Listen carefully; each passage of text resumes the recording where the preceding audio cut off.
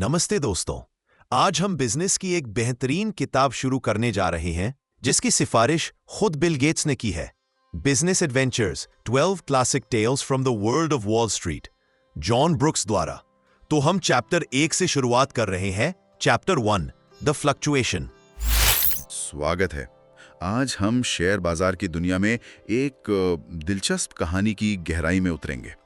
ये कहानी किसी थ्रिलर फिल्म से कम नहीं है सच में। सोचिए, अगर कोई पूछे कि कल मार्केट क्या करेगा, तो जेपी मॉर्गन का वो मशहूर जवाब याद आता है, ये ऊपर नीचे होगा, इट विल फ्लक्चुएट। हाँ बिल्कुल, और होता भी यही है। तो आज हम मई 1962 के उस एक खास हफ्ते को समझेंगे जब अमेरिकी शेयर बाजार ने ऐसा गोता लगाया कि सब हिल गए थे। हमारे पास कुछ पुराने विश्लेषण हैं जो बताते हैं कि उस वक्त क्या हुआ था और क्यों। बिल्कुल, और देखिए ये सिर्फ नंबर्स का खेल नहीं था। ये कहानी है उम्मीदों की, डर की, और खास तौर पर वो जो भीड़ के साथ चलने की हमारी आदत होती है ना, उसकी। 1600 में एम्स्टर्डम के पहले स्टॉक एक्सचेंज से लेकर आज तक बाजार का बर्ताव हमें हमारे बारे में ही बहुत कुछ सिखाता है। 1962 का वो हफ्ता तो जैसे एक केस स्टडी है। वही ये कि मई 1962 के आखिरी हफ्ते में मार्केट पहले से ही थोड़ा कह सकते हैं कमजोर चल रहा था। सोमवार मई 28 सुबह मार्केट खुला और अचानक सेलिंग का ऐसा तूफान आया कि सब हिल गए। हाँ, बिकवाली, जबरदस्त बिकवाली। डाउन जोन्स इंडेक्स जो मार्केट का हाल बताता है, वो एक ही दिन में 35 पॉइंट गिर गया। 35 पॉइंट। और ये 1929 की जो महामंदी थी, उसके बाद एक दिन की सबसे बड़ी गिरावट थी। बाप रे। सोचिए जरा, क्या अफरा तफरी मची होगी। ब्रोकरेज ऑफिस में फोन बजने बंद ही नहीं हो रहे होंगे। लोग घबराकर अपने शेयर बेच रहे थे। और सबसे बड़ी दिक्कत क्या थी? वो टेप डिले। हाँ, शेयर असल में जिस कीमत पर बिक रहा है, उसकी खबर मशीन पर, वो टिकर टेप पर करीब 1 घंटे बाद आ रही थी। अरे, तो लोगों को पता ही नहीं चल रहा था कि उन्हें क्या कीमत मिलेगी। बिल्कुल अंधेरे में तीर चला रहे थे सब। इस कंफ्यूजन से डर और बढ़ रहा था। AT&T जैसी बड़ी ब्लू चिप कंपनीज के शेयर भी बुरी तरह गिर रहे थे। और शाम होते होते कई लोगों को टेलीग्राम मिले। टेलीग्राम किस चीज के? मार्जिन कॉल के। मार्जिन कॉल, हाँ, आसान भाषा में समझाएं तो? देखिए, मार्जिन कॉल कि आपने उधार लेकर जो शेयर खरीदे थे मार्जिन पर, उनकी कीमत इतनी गिर गई थी कि अब आपको अपनी जेब से और पैसे डालने पड़ेंगे, वरना ब्रोकर आपके शेयर किसी भी भाव पर बेचकर अपना पैसा निकाल लेगा। ओहो, तो ये तो डर को और बढ़ाने वाली बात हो गई। बिल्कुल, इसने आग में घी का काम किया। लोगों पर बेचने का प्रेशर और बढ़ गया। तो ये था सोमवार। फिर मंगलवार मई 29, वो तो और भी नाटकीय था। हाँ, मंगलवार को सुबह मार्केट और गिरा। मैंने सुना है कि 8वीं क्लास के कुछ बच्चे स्टॉक एक्सचेंज देखने गए थे और उन्होंने देखा कि कैसे उनके जो काल्पनिक पैसे थे वो डूब गए। हाँ, ऐसा माहौल था। सबको डर लगने लगा था कि कहीं 1929 जैसा कुछ बड़ा ना हो जाए। लेकिन फिर कहते हैं दोपहर होते होते कहानी पलट गई। बिल्कुल, एकदम से। और इस वापसी का हीरो बना AT&T का शेयर। अच्छा। वो सुबह $98 तक लुढ़क गया था, माना जाता है। हाँ, 100 का आंकड़ा। बस माहौल बदल गया। वाह। एक बड़ी फर्म थी ड्रिफिसन को, उन्होंने हिम्मत दिखाई। उन्होंने 10,000 शेयर $100 पर खरीद लिए। अरे वाह। और इसके बाद तो जैसे खरीदने वालों की बाढ़ आ गई। मार्केट रॉकेट की तरह ऊपर भागा। क्या बात है। दिन खत्म होते होते डाउ जोन्स 27 पॉइंट ऊपर था। यानी सोमवार की ज्यादातर गिरावट कवर हो गए। हाँ, और वॉल्यूम, इतने शेयर खरीदे बेचे गए कि वो भी 1929 के बाद का रिकॉर्ड बन गया। ये तो कमाल है। एक तरफ वो टेप मशीन पुरानी गिरी हुई कीमतें दिखा रही है, हाँ, और दूसरी तरफ असल मार्केट में खरीदने की होड़ मची हुई है। बिल्कुल, ये इंफॉर्मेशन गैप का, सूचना के अंतर का बेहतरीन उदाहरण है। और एक और दिलचस्प बात सामने आई। सबको डर था कि म्यूचुअल फंड्स, जिनमें आम लोगों का बहुत पैसा लगा होता है, कि अगर वो बिकवाली करेंगे तो मार्केट और गिरेगा। हाँ, लॉजिकल है। लेकिन हुआ ठीक उल्टा। जब सोमवार को मार्केट गिर रहा था, सब बेच रहे थे, म्यूचुअल फंड्स खरीद रहे थे। अच्छा। और फिर गुरुवार को जब मार्केट चढ़ रहा था, तब उन्होंने बेचा। तो एक तरह से उन्होंने बाजार को संभालने में, स्टेबलाइज करने में मदद की। और ये तो वाकई दिलचस्प है। फिर बुधवार को छुट्टी थी। हाँ, शायद उससे माहौल थोड़ा ठंडा हुआ, लोगों को सोचने का वक्त मिला। और गुरुवार को मार्केट और ऊपर गया और हफ्ते का नुकसान लगभग पूरा हो गया। तो आखिर ये सब हुआ क्यों था? कौन बेच रहा था इतनी घबराहट में? देखिए, जो विश्लेषण हुए उनसे पता चला कि बेचने वालों में ज्यादातर आम निवेशक थे, पब्लिक इंडिविजुअल्स, हाँ। खासकर जिनकी आमदनी ज्यादा थी, कुछ महिलाएं थीं और विदेश में रहने वाले निवेशक। मार्जिन कॉल भी एक बड़ी वजह थी, जैसा हमने बात की। और खरीदने वाले कौन थे? खरीदने वालों में म्यूचुअल फंड्स तो थे ही, जैसा बताया। साथ में कम आमदनी वाले छोटे निवेशक भी थे, जिन्होंने बाद में शायद गिरावट का फायदा उठाते हुए खरीदारी की। अच्छा, तो कारण क्या बताए गए इस पूरे उतार चढ़ाव के? कारण तो कई गिनाए गए, जैसे बिजनेस का भरोसा कम होना, सरकार का एक फैसला था स्टील की कीमतें बढ़ाने से रोकने का। लेकिन सच कहें तो ये सब इंसानी भावनाओं का खेल ज्यादा था, डर और लालच। जैसा सदियों पहले डी लावेगा ने कहा था कि ट्रेडर्स जो हैं वो मार्केट गिरने या उठने के कारण गढ़ने में माहिर होते हैं, असली हो या ना हो। तो मतलब 1929 और 1962 में मुख्य फर्क ये था कि अब कुछ नियम आ गए थे, जैसे मार्जिन की जरूरतें थोड़ी सख्त थीं, जिससे लोगों का एकदम से सब कुछ डूबना शायद मुश्किल हो गया था। सही कहा। रेगुलेशंस, नियम कुछ हद तक सुरक्षा देते हैं, लेकिन वो डर की उस लहर को, उस घबराहट को पूरी तरह रोक नहीं पाए। ये दिखाता है कि बाजार सिर्फ नंबरों या इकोनॉमी से नहीं चलता, वो इंसानी जज्बातों से, साइकोलॉजी से चलता है। तो इस पूरे किस्से से, इस कहानी से क्या सबक मिलता है हमें? यही कि इस शेयर बाजार में उतार चढ़ाव तो आएगा ही, ये खेल का हिस्सा है। बिल्कुल। ये सिर्फ अर्थव्यवस्था का आईना नहीं, बल्कि इंसानी मनोविज्ञान का भी एक बड़ा खड़ा है। निश्चित रूप से नियम और टेक्नोलॉजी हमें थोड़ी सुरक्षा दे सकते हैं, बिल्कुल, लेकिन जब भीड़, वो हर्ड मेंटालिटी, डर या लालच में एक दिशा में भागती है, तो तर्क, लॉजिक अक्सर पीछे छूट जाता है। जैसा डिला वेगा ने कहा था ना, एक बार एक्सचेंज के शहद का स्वाद चखने के बाद इससे निकलना मुश्किल है। सोचने वाली बात यह है कि आज के दौर में जब जानकारी, इंफॉर्मेशन पलक झपकते यहां से वहां पहुंच जाती है, क्या तब भी ऐसी भावनात्मक लहरें, ऐसा इमोशनल ज्वार भाटा बाजार को इसी तरह हिला सकता है? आइए अब बात करते हैं अध्याय 2 की, जो है द फेट ऑफ द एड्जल, राइज एंड फ्लावरिंग। आज बात करते हैं फोर्ड की, एक जमाने की बहुत बड़ी अमेरिकन कार कंपनी। हाँ, और उनकी एक ऐसी कार की कहानी जिसने मतलब पानी की तरह पैसा पिया। जबरदस्त रिसर्च हुई और नतीजा इतिहास की सबसे बड़ी बिजनेस फ्लॉप्स में से एक। बिल्कुल, हम बात कर रहे हैं एडसेल कार की। सोचिए जरा, आज के हिसाब से देखें तो अरबों रुपए खर्च हुए और फिर भी गाड़ी बुरी तरह पिट गई। कैसे हुआ ये? ये कहानी है 1950 के दशक के अमेरिका की। बड़े सपने थे, बड़ी उम्मीदें थी, और बाजार की सच्चाई कभी-कभी बड़ों को भी चौंका देती है। हमारे पास जो जानकारी है वो बताती है कि कैसे एक कार, जिसे मतलब अगली बड़ी चीज माना जा रहा था, वो इतनी बड़ी नाकामी बन गई। ठीक है, तो चलिए इस कहानी की परतों को खोलते हैं। बात शुरू होती है 1955 से। हाँ, उस वक्त अमेरिका में कारों की धूम थी। और फोर्ड ने एक अजीब चीज नोटिस की। उनके ग्राहक, मतलब जो फोर्ड चलाते थे, जैसे ही थोड़े पैसे वाले होते, वो फोर्ड की महंगी कार मर्क्यूरी नहीं खरीदते थे। हाँ, वो सीधे जनरल मोटर्स मतलब जीएम की कारें ले लेते थे, जैसे ओल्ड्समोबिल या ब्यूइक। फोर्ड को लगा कि ये तो गड़बड़ है, हम ग्राहक तैयार कर रहे हैं और फायदा जीएम उठा रहे हैं। सही। तो उन्होंने फैसला किया एक नई मीडियम प्राइस कार बनाएंगे, करीब 2400 से $4000 की रेंज में। हाँ, शुरू में कोड नेम रखा ई कार। ई मतलब एक्सपेरिमेंटल। मकसद साफ था, जीएम के ग्राहकों को अपनी तरफ खींचना।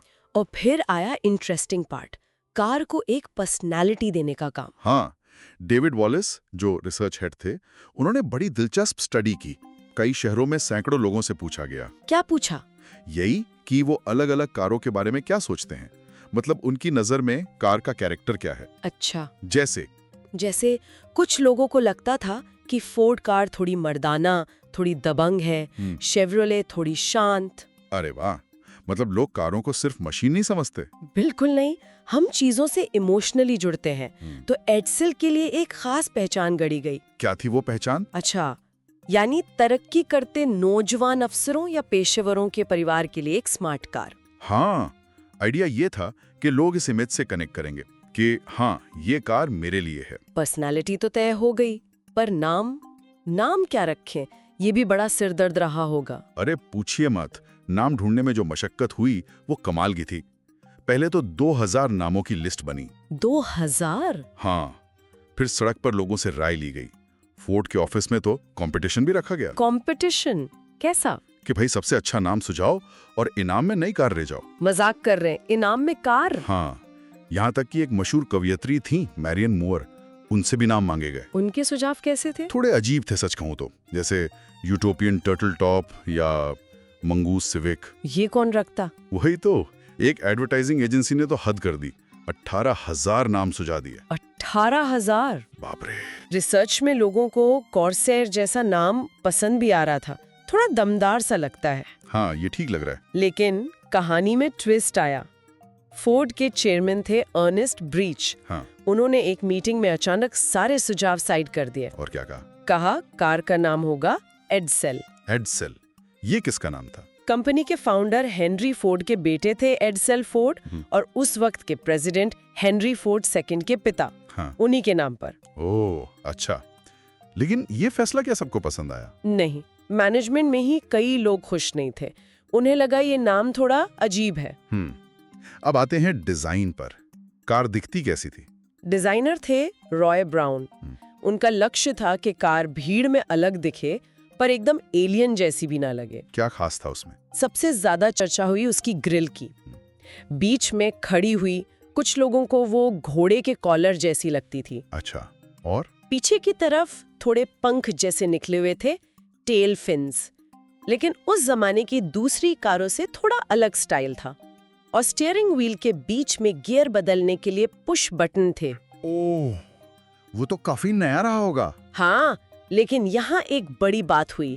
डिजाइन का जो फाइनल फैसला था ना, वो मार्केट रिसर्च पर आधारित नहीं था। नहीं, वो कुछ लोगों के अंदाजों मतलब हंचेस पे टिका था। रिसर्च कुछ और कह रही थी, फैसला कुछ और हुआ। और इस सब पर पैसा कितना लगा? उस जमाने में $250 मिलियन। आज के हिसाब से तो कई अरब रुपए बनते हैं। नई फैक्ट्री, मशीनें, शुरुआती प्रचार, सब मिलाकर। बाप रे बाप, बहुत बड़ा दाव था ये तो। बहुत बड़ा। और फिर आया लॉन्च का दिन, 4 सितंबर 1957। इसे कहा गया एडसेल डे या ई डे। लॉन्च तो जबरदस्त हुआ होगा, इतने पैसे जो लगे थे। जबरदस्त से भी ज्यादा।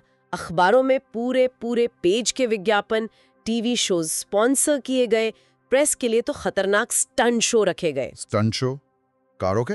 हाँ। कारें हवा में उछाल दी। एक स्टंट ड्राइवर ने तो लड़की के कपड़े पहनकर फैशन शो तक कर डाला कार के साथ। क्या बात है, माहौल तो एकदम बना दिया होगा। बिल्कुल, जैसे कोई क्रांति आ गई हो। पहले ही दिन लाखों लोग शोरूम में कार देखने पहुंच गए। तो फिर बिकी क्यों नहीं? वही तो सबसे बड़ा सवाल है। सारी उम्मीदों पर पानी फिर गया। लोगों को कार पसंद ही नहीं आई। कितने टाइम में कितनी बिकी? 2 साल से ज्यादा का वक्त लगा और मुश्किल से 1,10,000 के करीब बिकी। जबकि टारगेट क्या था? पहले साल ही 2 लाख बेचने का। ओह, ये तो बहुत बड़ा फर्क है। नतीजा, फोर्ड को लगभग $350 मिलियन का भारी नुकसान। $350 मिलियन का नुकसान? हाँ, और नवंबर 1959 में एडसेल का प्रोडक्शन चुपचाप बंद कर दिया गया। तो आखिर हुआ क्या? क्यों फेल हुई एडसेल? अक्सर सुनने में आता है कि बहुत ज्यादा मार्केट रिसर्च और सर्वे के चक्कर में गड़बड़ हो गई। हाँ, ये आम धारणा है, लेकिन हमारे सूत्र कुछ और बताते हैं। कहानी थोड़ी उल्टी है। उल्टी कैसे? असल में 2 सबसे जरूरी चीजें, कार का नाम और उसका डिजाइन, इन मामलों में रिसर्च की सलाह को माना ही नहीं गया। अच्छा, तो अनदेखा किया गया रिसर्च को। हाँ, असली वजह शायद कुछ और थी और ज्यादा गहरी थी।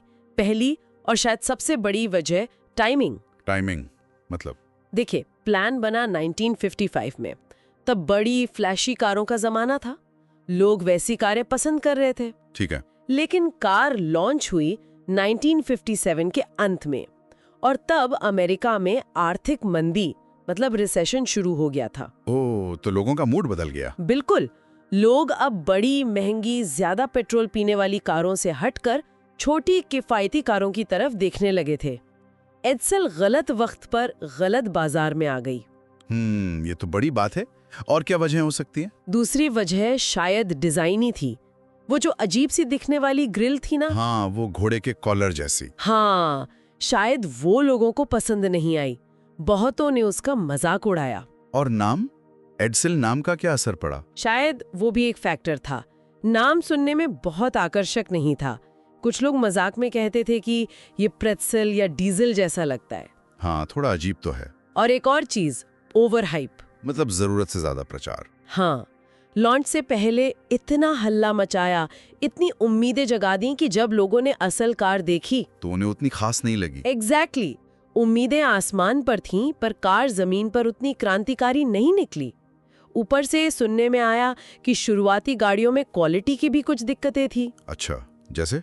मतलब कुछ छोटी मोटी परेशानियां जिसने शुरुआती इमेज और खराब कर दी।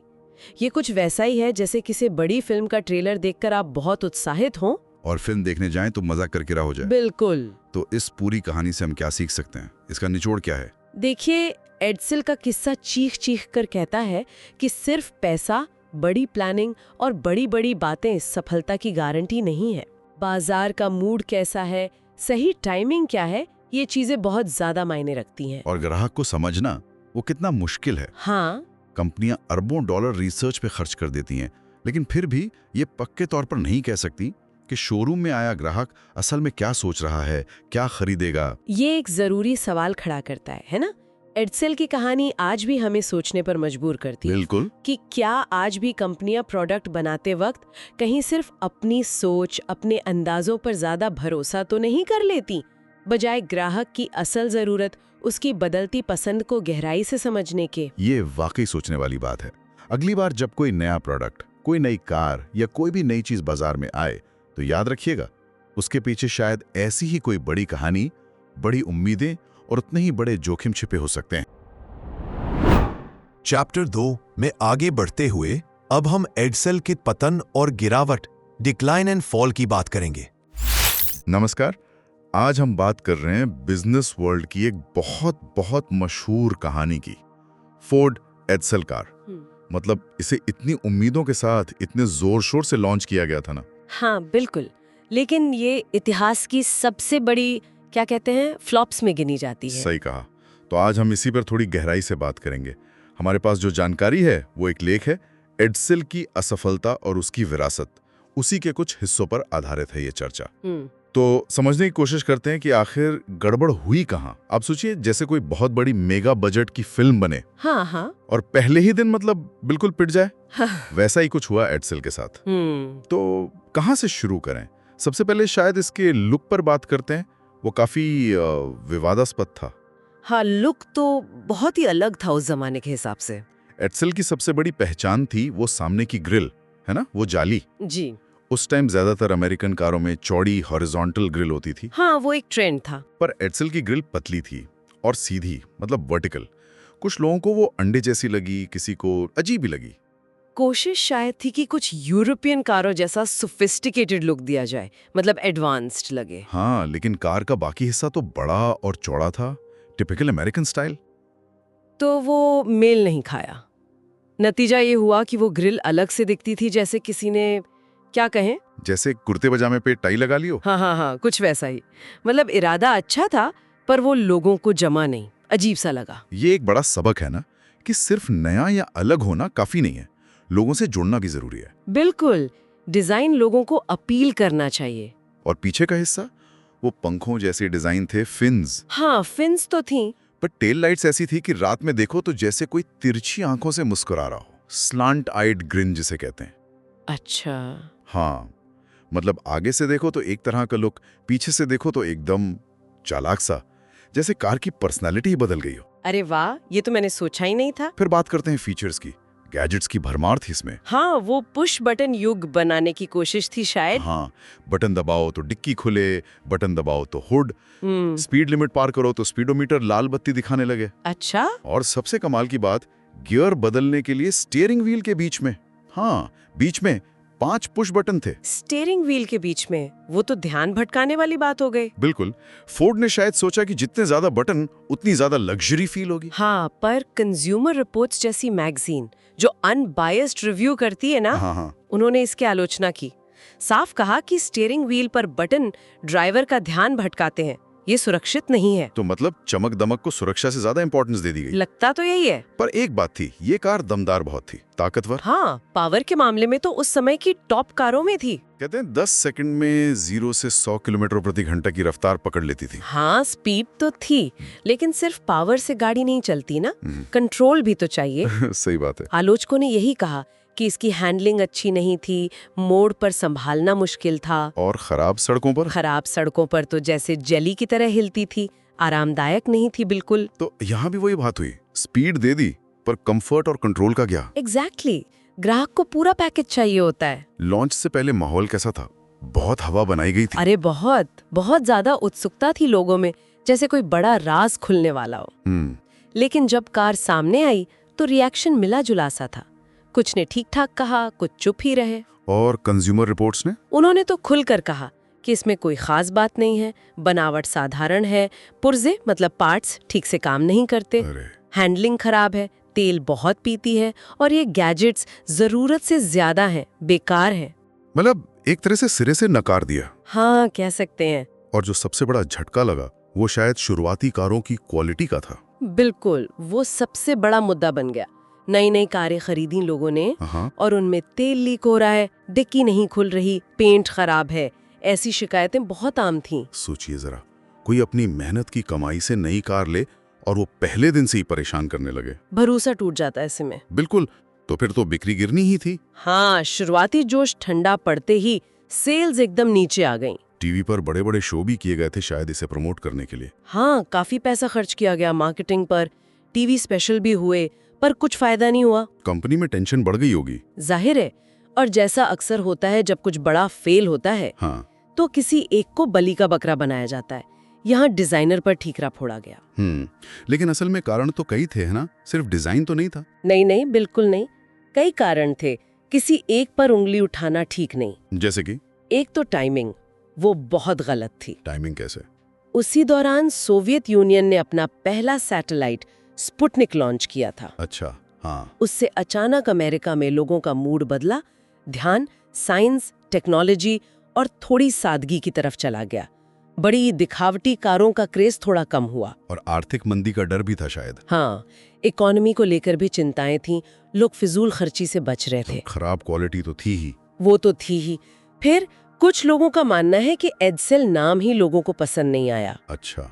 नाम में क्या दिक्कत थी? पता नहीं, शायद सुनने में थोड़ा अजीब लगा या किसी पुरानी चीज जैसा लगा, कुछ तो था। और एक और बात, कंपनी के अंदर ही कंपटीशन था। हाँ, ये भी एक फैक्टर था। फोर्ड की अपनी फोर्ड और मर्क्यूरी डिवीजन की कारें भी थी, वो भी तो बिक रही थी। एडसेल को उनसे भी मुकाबला करना पड़ रहा था। मतलब घर में ही लड़ाई थी एक तरह से, कह सकते हैं। कंपनी ने बाद में कुछ कोशिश की बचाने की, दाम कम किए। हाँ, दाम घटाए, विज्ञापनों में चीख चीख कर कहा कि एडसेल सफल है, एडसेल सफल है। लेकिन तब तक शायद बहुत देर हो चुकी थी। बिल्कुल, ग्राहक का भरोसा जा चुका था और अब ग्राहक को जबरदस्ती तो कुछ बेच नहीं सकते हैं ना। सही बात। आखिरकार एडसेल डिवीजन को बंद करके लिंकन मर्करी के साथ मिला दिया गया। और 1960 में एक नया मॉडल भी आया था। हाँ, 1960 का मॉडल आया जिसमें वो अजीब ग्रिल वगैरह हटा दी थी। वो काफी नॉर्मल दिखने वाली कार थी। पर वो भी नहीं चली। नहीं, तब तक खेल खत्म हो चुका था। नवंबर 1959 में एडसेल को ऑफिशियली बंद कर दिया गया। कुल कितनी बिकी आखिर में? कुल मिलाकर करीब 1,10,000, शायद 1,11,000 के आसपास। और नुकसान? नुकसान बहुत बड़ा था। उस समय के हिसाब से करीब $350 मिलियन का अनुमान है। आज के हिसाब से तो ये अरबों में होगा। बाप रे। हर कार जो बिकी उस पर कंपनी ने लगभग $3,200 अपनी जेब से गंवाए थे। हर कार पर नुकसान। हाँ। तब वॉल स्ट्रीट जर्नल ने एक बहुत पते की बात लिखी थी। हाँ। क्या? उन्होंने लिखा, असली बॉस तो ग्राहक ही होता है। बिल्कुल सही। बाद में सबने क्या कहा, मतलब असफलता का निचोड़ क्या निकला? बाद में तो सबने यही कहा, गलत कार, गलत बाजार, गलत समय। किसी ने मार्केट रिसर्च की कमी को दोष दिया, किसी ने डिजाइन को, किसी ने टाइमिंग को। तो कोई एक विलन नहीं था इस कहानी का? नहीं, लगता तो नहीं। तो ये थी एडसेल की कहानी। बड़े सपने थे, बड़ी उम्मीदें थीं, लेकिन बड़ी गलतियां भी हुई, किस्मत ने भी शायद साथ नहीं दिया। और शायद सबसे बड़ी बात, ग्राहकों की नब्ज पकड़ने में, उन्हें समझने में चूक हो गई। हाँ, इन सब का एक मिश्रण था ये कहानी हमें सोचने पर मजबूर करती है ना? हाँ, क्या सोचने पर? यही कि क्या बड़ी से बड़ी कंपनियां भी फेल हो सकती हैं? तो जवाब है हाँ, बिल्कुल हो सकती हैं। और ये सवाल कि ग्राहकों को सुनना ज्यादा जरूरी है या उन्हें ये बताना कि उनके लिए क्या अच्छा है, इसका जवाब शायद एडसेल की कहानी में छिपा है। सही कहा। और एक आखिरी बात, क्या कभी-कभी एक शानदार असफलता एक मामूली सी सफलता से ज्यादा यादगार नहीं बन जाती, ज्यादा सिखा नहीं जाती? वाह, ये सोचने वाली बात है। एडसेल असफल रही, पर आज भी हम उसकी बात कर रहे हैं। बिल्कुल, तो इस पर जरूर सोचिएगा। Now Chapter 3. The Federal Income Tax. आज हम इनकम टैक्स की दिलचस्प दुनिया में झांक रहे हैं। कभी सोचा है कुछ लोग अजीब से काम क्यों करते दिखते हैं? जैसे कोई दिसंबर के बिल्कुल आखिर में शादी क्यों करेगा, मतलब साल खत्म होने पे, या कोई साल के बीच में अचानक काम करना बंद कर दे। और एक्टर्स वो अचानक रेत बजरी के धंधे में क्यों कूद पड़ते हैं? सुनने में थोड़ा अटपटा लगता है ना? हाँ, अटपटा तो लगता है, लेकिन ये बातें अक्सर इनकम टैक्स के कायदे कानूनों की वजह से ही होती हैं। इनकम टैक्स मतलब हमारी कमाई का वो हिस्सा जो सरकार को जाता है, ताकि देश चल सके। सड़कें बने, स्कूल चलें, सुरक्षा हो, तो ये बहुत जरूरी चीज है। बिल्कुल, और इसका असर तो लगभग सब पर पड़ता है। आज हम यही समझेंगे कि अमेरिका का इनकम टैक्स सिस्टम इतना पेचीदा, इतना कॉम्प्लिकेटेड क्यों है और इसकी कहानी क्या है। हमारे पास जो जानकारी है, आइए उसमें से काम की बातें निकालते हैं। तो पहली बात जो एकदम सामने आती है, ये कानून बहुत ज्यादा कॉम्प्लिकेटेड है, बहुत उलझा हुआ। सोचिए, मेन कानून ही 1000 पन्नों से ज्यादा का, और फिर उस पर हजारों पन्नों के नियम और कोर्ट के फैसले अलग। सही बात है, बिल्कुल। और इसी उलझन की वजह से कई बार लूप होल्स बन जाते हैं, मतलब चोर दरवाजे। ये कानून में ऐसी छूट या रास्ते होते हैं जिनका इस्तेमाल करके खासकर ज्यादा कमाने वाले लोग, वो अपना टैक्स काफी कम कर लेते हैं। कहने को तो नियम है कि ज्यादा कमाई पर ज्यादा टैक्स लगेगा, प्रोग्रेसिव रेट्स जिसे कहते हैं। Progressive rates. पर इन लूप होल्स के चलते असलियत में कई अमीर लोग उम्मीद से काफी कम टैक्स देते हैं। जैसे वो एक्टर्स वाला उदाहरण था जो रेत बजरी के बिजनेस में पैसा लगा रहे थे। ये शायद टैक्स बचाने का ही एक तरीका था। हो सकता है उस बिजनेस में डेप्रिसिएशन पर ज्यादा छूट मिलती हो, मशीनरी वगैरह पर। बिल्कुल हो सकता है, या कुछ खास खर्चों को कमाई से घटाने की इजाजत हो। और ये सब कानून के दायरे में ही होता है अक्सर। कमाल है, मतलब कानून लोगों से क्या क्या करवा सकता है। हाँ, ये साफ दिखाता है कि टैक्स कानून लोगों के कितने बड़े फैसलों पर असर डालता है। शादी कब करें, कहाँ रहें, कौन सा बिजनेस करें। और ये कोई आज की बात नहीं है। इनकम टैक्स का इतिहास देखें तो ये हमेशा से ही बहसों और बदलावों से भरा रहा है। और शायद यही जटिलता, यही नियम उन सवालों के जवाब हैं जो आपने शुरू में पूछे थे। जैसे साल के अंत में शादी करना, शायद टैक्स बचाने के लिए ही हो। अच्छा, तो अमेरिका में ये सब शुरू कैसे हुआ था, ये इनकम टैक्स वाला सिस्टम? देखिए, अमेरिका में पहला बड़ा इनकम टैक्स लगा था सिविल वॉर के टाइम पर, 1862 में। हाँ, लड़ाई का खर्चा निकालने के लिए। अच्छा, जरूरत थी तब। हाँ, पर वो कुछ साल बाद 1872 में हटा दिया गया। फिर काफी सालों बाद 1913 में संविधान में 16वां संशोधन हुआ, 16th अमेंडमेंट, और उसके बाद इसे पक्का कर दिया गया, स्थायी रूप से लागू हुआ। पर तब ये बहुत कम लोगों पर लगता था, और रेट भी आप सोचिए बहुत कम था, सिर्फ 1% से 7% के बीच। सिर्फ 1%? आज तो सोचना भी मुश्किल है। तो फिर ये इतना बड़ा और इतना उलझा हुआ कैसे बन गया? धीरे धीरे बना, खासकर जब बड़े युद्ध हुए, जैसे पहला और दूसरा विश्व युद्ध। तब सरकार को पैसों की जरूरत पड़ी, बहुत ज्यादा। हाँ, स्वाभाविक है। तो टैक्स रेट्स एकदम से बहुत बढ़ गए। और सबसे बड़ा बदलाव आया दूसरे विश्व युद्ध के वक्त। उस समय लोगों की तनख्वाहें भी बढ़ रही थीं, तो जो आम नौकरी पेशा लोग थे, वो भी बड़ी संख्या में टैक्स के दायरे में आ गए। तभी से इनकम टैक्स एक मास टैक्स बन गया। मतलब ये सिर्फ अमीरों का टैक्स नहीं रहा, देश की ज्यादातर आबादी इससे जुड़ गई। तो क्या इसका मतलब ये हुआ कि वक्त के साथ टैक्स का बोझ आम आदमी पर ज्यादा आ गया, मिडिल क्लास पर? आंकड़े कुछ यही कहानी कहते हैं। जहां शुरू में टैक्स का बड़ा हिस्सा बस कुछ हजार अमीर लोग देते थे, वहीं बाद के सालों में करोड़ों मिडिल क्लास लोग मिलकर टैक्स का ज्यादातर हिस्सा चुकाने लगे। और इसी दौरान टैक्स बचाने के खास तरीके, वो जो लूप होल्स की बात की हमने, लूप होल्स, वो भी बढ़ते गए। जैसे कि इन्वेस्टमेंट से होने वाले मुनाफे पर, यानी कैपिटल गेन्स पर कम टैक्स लगना। अगर आपने शेयर या प्रॉपर्टी बेची तो फायदा हुआ, उस पर सैलरी के मुकाबले कम टैक्स। अच्छा। या फिर तेल निकालने वाली कंपनियों को खास छूट मिलती थी, परसेंटेज डिप्लीशन अलाउंस कहते हैं। मतलब कमाई का एक हिस्सा टैक्स से बच जाता था, भले ही उनका शुरू का खर्चा कब का वसूल हो गया हो। और इन तरीकों का फायदा ज्यादातर अमीर या खास बिजनेस वाले ही उठा पाते हैं, जाहिर है। और इतने सारे नियमों को लागू करवाने और टैक्स जमा करने के लिए एक बड़ी सरकारी एजेंसी भी होगी, IRS जिसे कहते हैं। हाँ, इंटरनल रेवेन्यू सर्विस यानी IRS। बिल्कुल। इनके पास काफी ताकत होती है टैक्स कानून लागू करवाने की। वो टैक्स चोरी करने वालों को पकड़ते हैं, लेकिन वो लोगों को टैक्स समझने में मदद भी करते हैं, जैसे योर फेडरल इनकम टैक्स जैसी गाइड बुक छापते हैं। अच्छा, मदद भी करते हैं। हाँ, और आजकल तो वो टैक्स रिटर्न्स जांचने के लिए बहुत ताकतवर कंप्यूटर इस्तेमाल करते हैं। मजाक में उसे मार्टिन्सबर्ग मॉन्स्टर भी कहा गया है। मार्टिन्सबर्ग मॉन्स्टर, वाह। तो कुल मिलाकर देखें, अमेरिका का इनकम टैक्स सिस्टम एक बहुत ताकतवर और सच कहें तो बहुत उलझा हुआ सिस्टम है। ये देश चलाने के लिए पैसा तो जमा करता है, पर साथ ही लोगों की जिंदगी और उनके फैसलों पर भी गहरा असर डालता है। इसमें कई पेचीदगियां हैं और शायद कुछ गैर बराबरी भी है। ही कहा आपने, ये सिस्टम दिखाता है कि कैसे कानून और खासकर पैसे से जुड़े कानून समाज को एक दिशा देते हैं, लोगों का व्यवहार बदल सकते हैं। और अमेरिका का ये अनुभव ये भी बताता है कि एक ऐसा टैक्स सिस्टम बनाना जो असरदार भी हो और सबके लिए बराबर फेयर हो। हाँ, फेयर होना बहुत जरूरी है। ये कितना मुश्किल काम है किसी भी देश के लिए। इस पूरी चर्चा से एक सवाल मेरे दिमाग में आ रहा है। अगर किसी देश के नियम इतने उलझे हुए हों, इतने कॉम्प्लिकेटेड हों कि उन्हें समझने और उनका फायदा उठाने के लिए महंगे एक्सपर्ट्स की जरूरत पड़े, तो क्या वो नियम वाकई सबके लिए बराबरी का मौका देते हैं? इस सवाल पर सोचने के लिए छोड़ते हैं।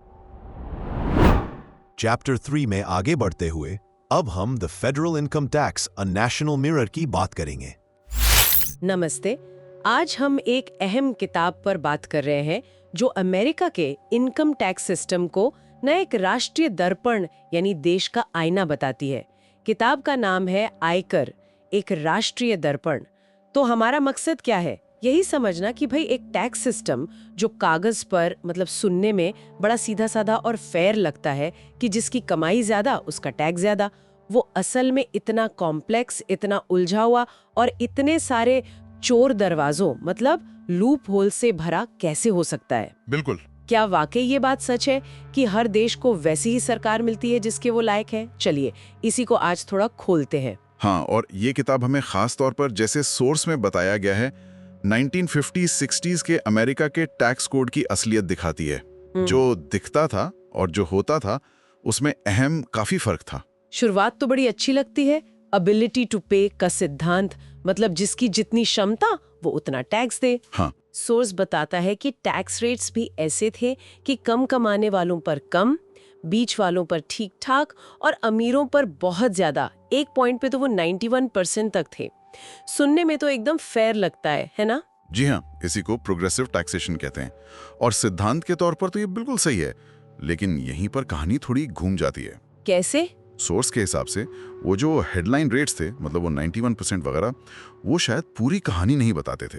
असलियत काफी अलग थी। हाँ, ये बात चौंकाने वाली है। सोर्स में दिया आंकड़े दिखाते हैं कि जो टॉप के अमीर लोग थे वो असल में उस रेट के आसपास भी टैक्स नहीं दे रहे थे। सही। एक सीमा के बाद तो एवरेज टैक्स रेट बढ़ना बंद हो जाता था और कभी-कभी तो गिर भी जाता था। आप सोचिए, सोर्स में ऐसे मामले भी हैं जहां करोड़ों कमाने वाले लोग बिल्कुल जीरो टैक्स दे रहे थे। जी, जीरो टैक्स। ये कैसे हो सकता है? यहीं पर खेल में आते हैं टैक्स कोड के वो खास लूप होल्स, या जिन्हें हम चोर दरवाजे कह रहे हैं। ये कुछ खास नियम या छूटें होती हैं जिनका इस्तेमाल करके टैक्स कम किया जा सकता है। अच्छा। और सोर्स इन्हीं कुछ बड़े लूप होल्स पर रोशनी डालता है। जैसे कि सबसे बड़ा कौन सा था? एक बहुत बड़ा उदाहरण है कैपिटल गेन्स। इसका मोटा मोटा मतलब यह है कि अगर आपने कोई प्रॉपर्टी या शेयर्स या ऐसी कोई संपत्ति खरीदी और उसे कुछ समय बाद, सोर्स के हिसाब से कम 6 महीने बाद मुनाफे पर बेचा, तो उस मुनाफे पर टैक्स आपकी सैलरी वाली इनकम के मुकाबले बहुत कम लगेगा। कितना कम? मैक्सिमम 25%, जबकि सैलरी पर रेट बहुत ज्यादा हो सकता था।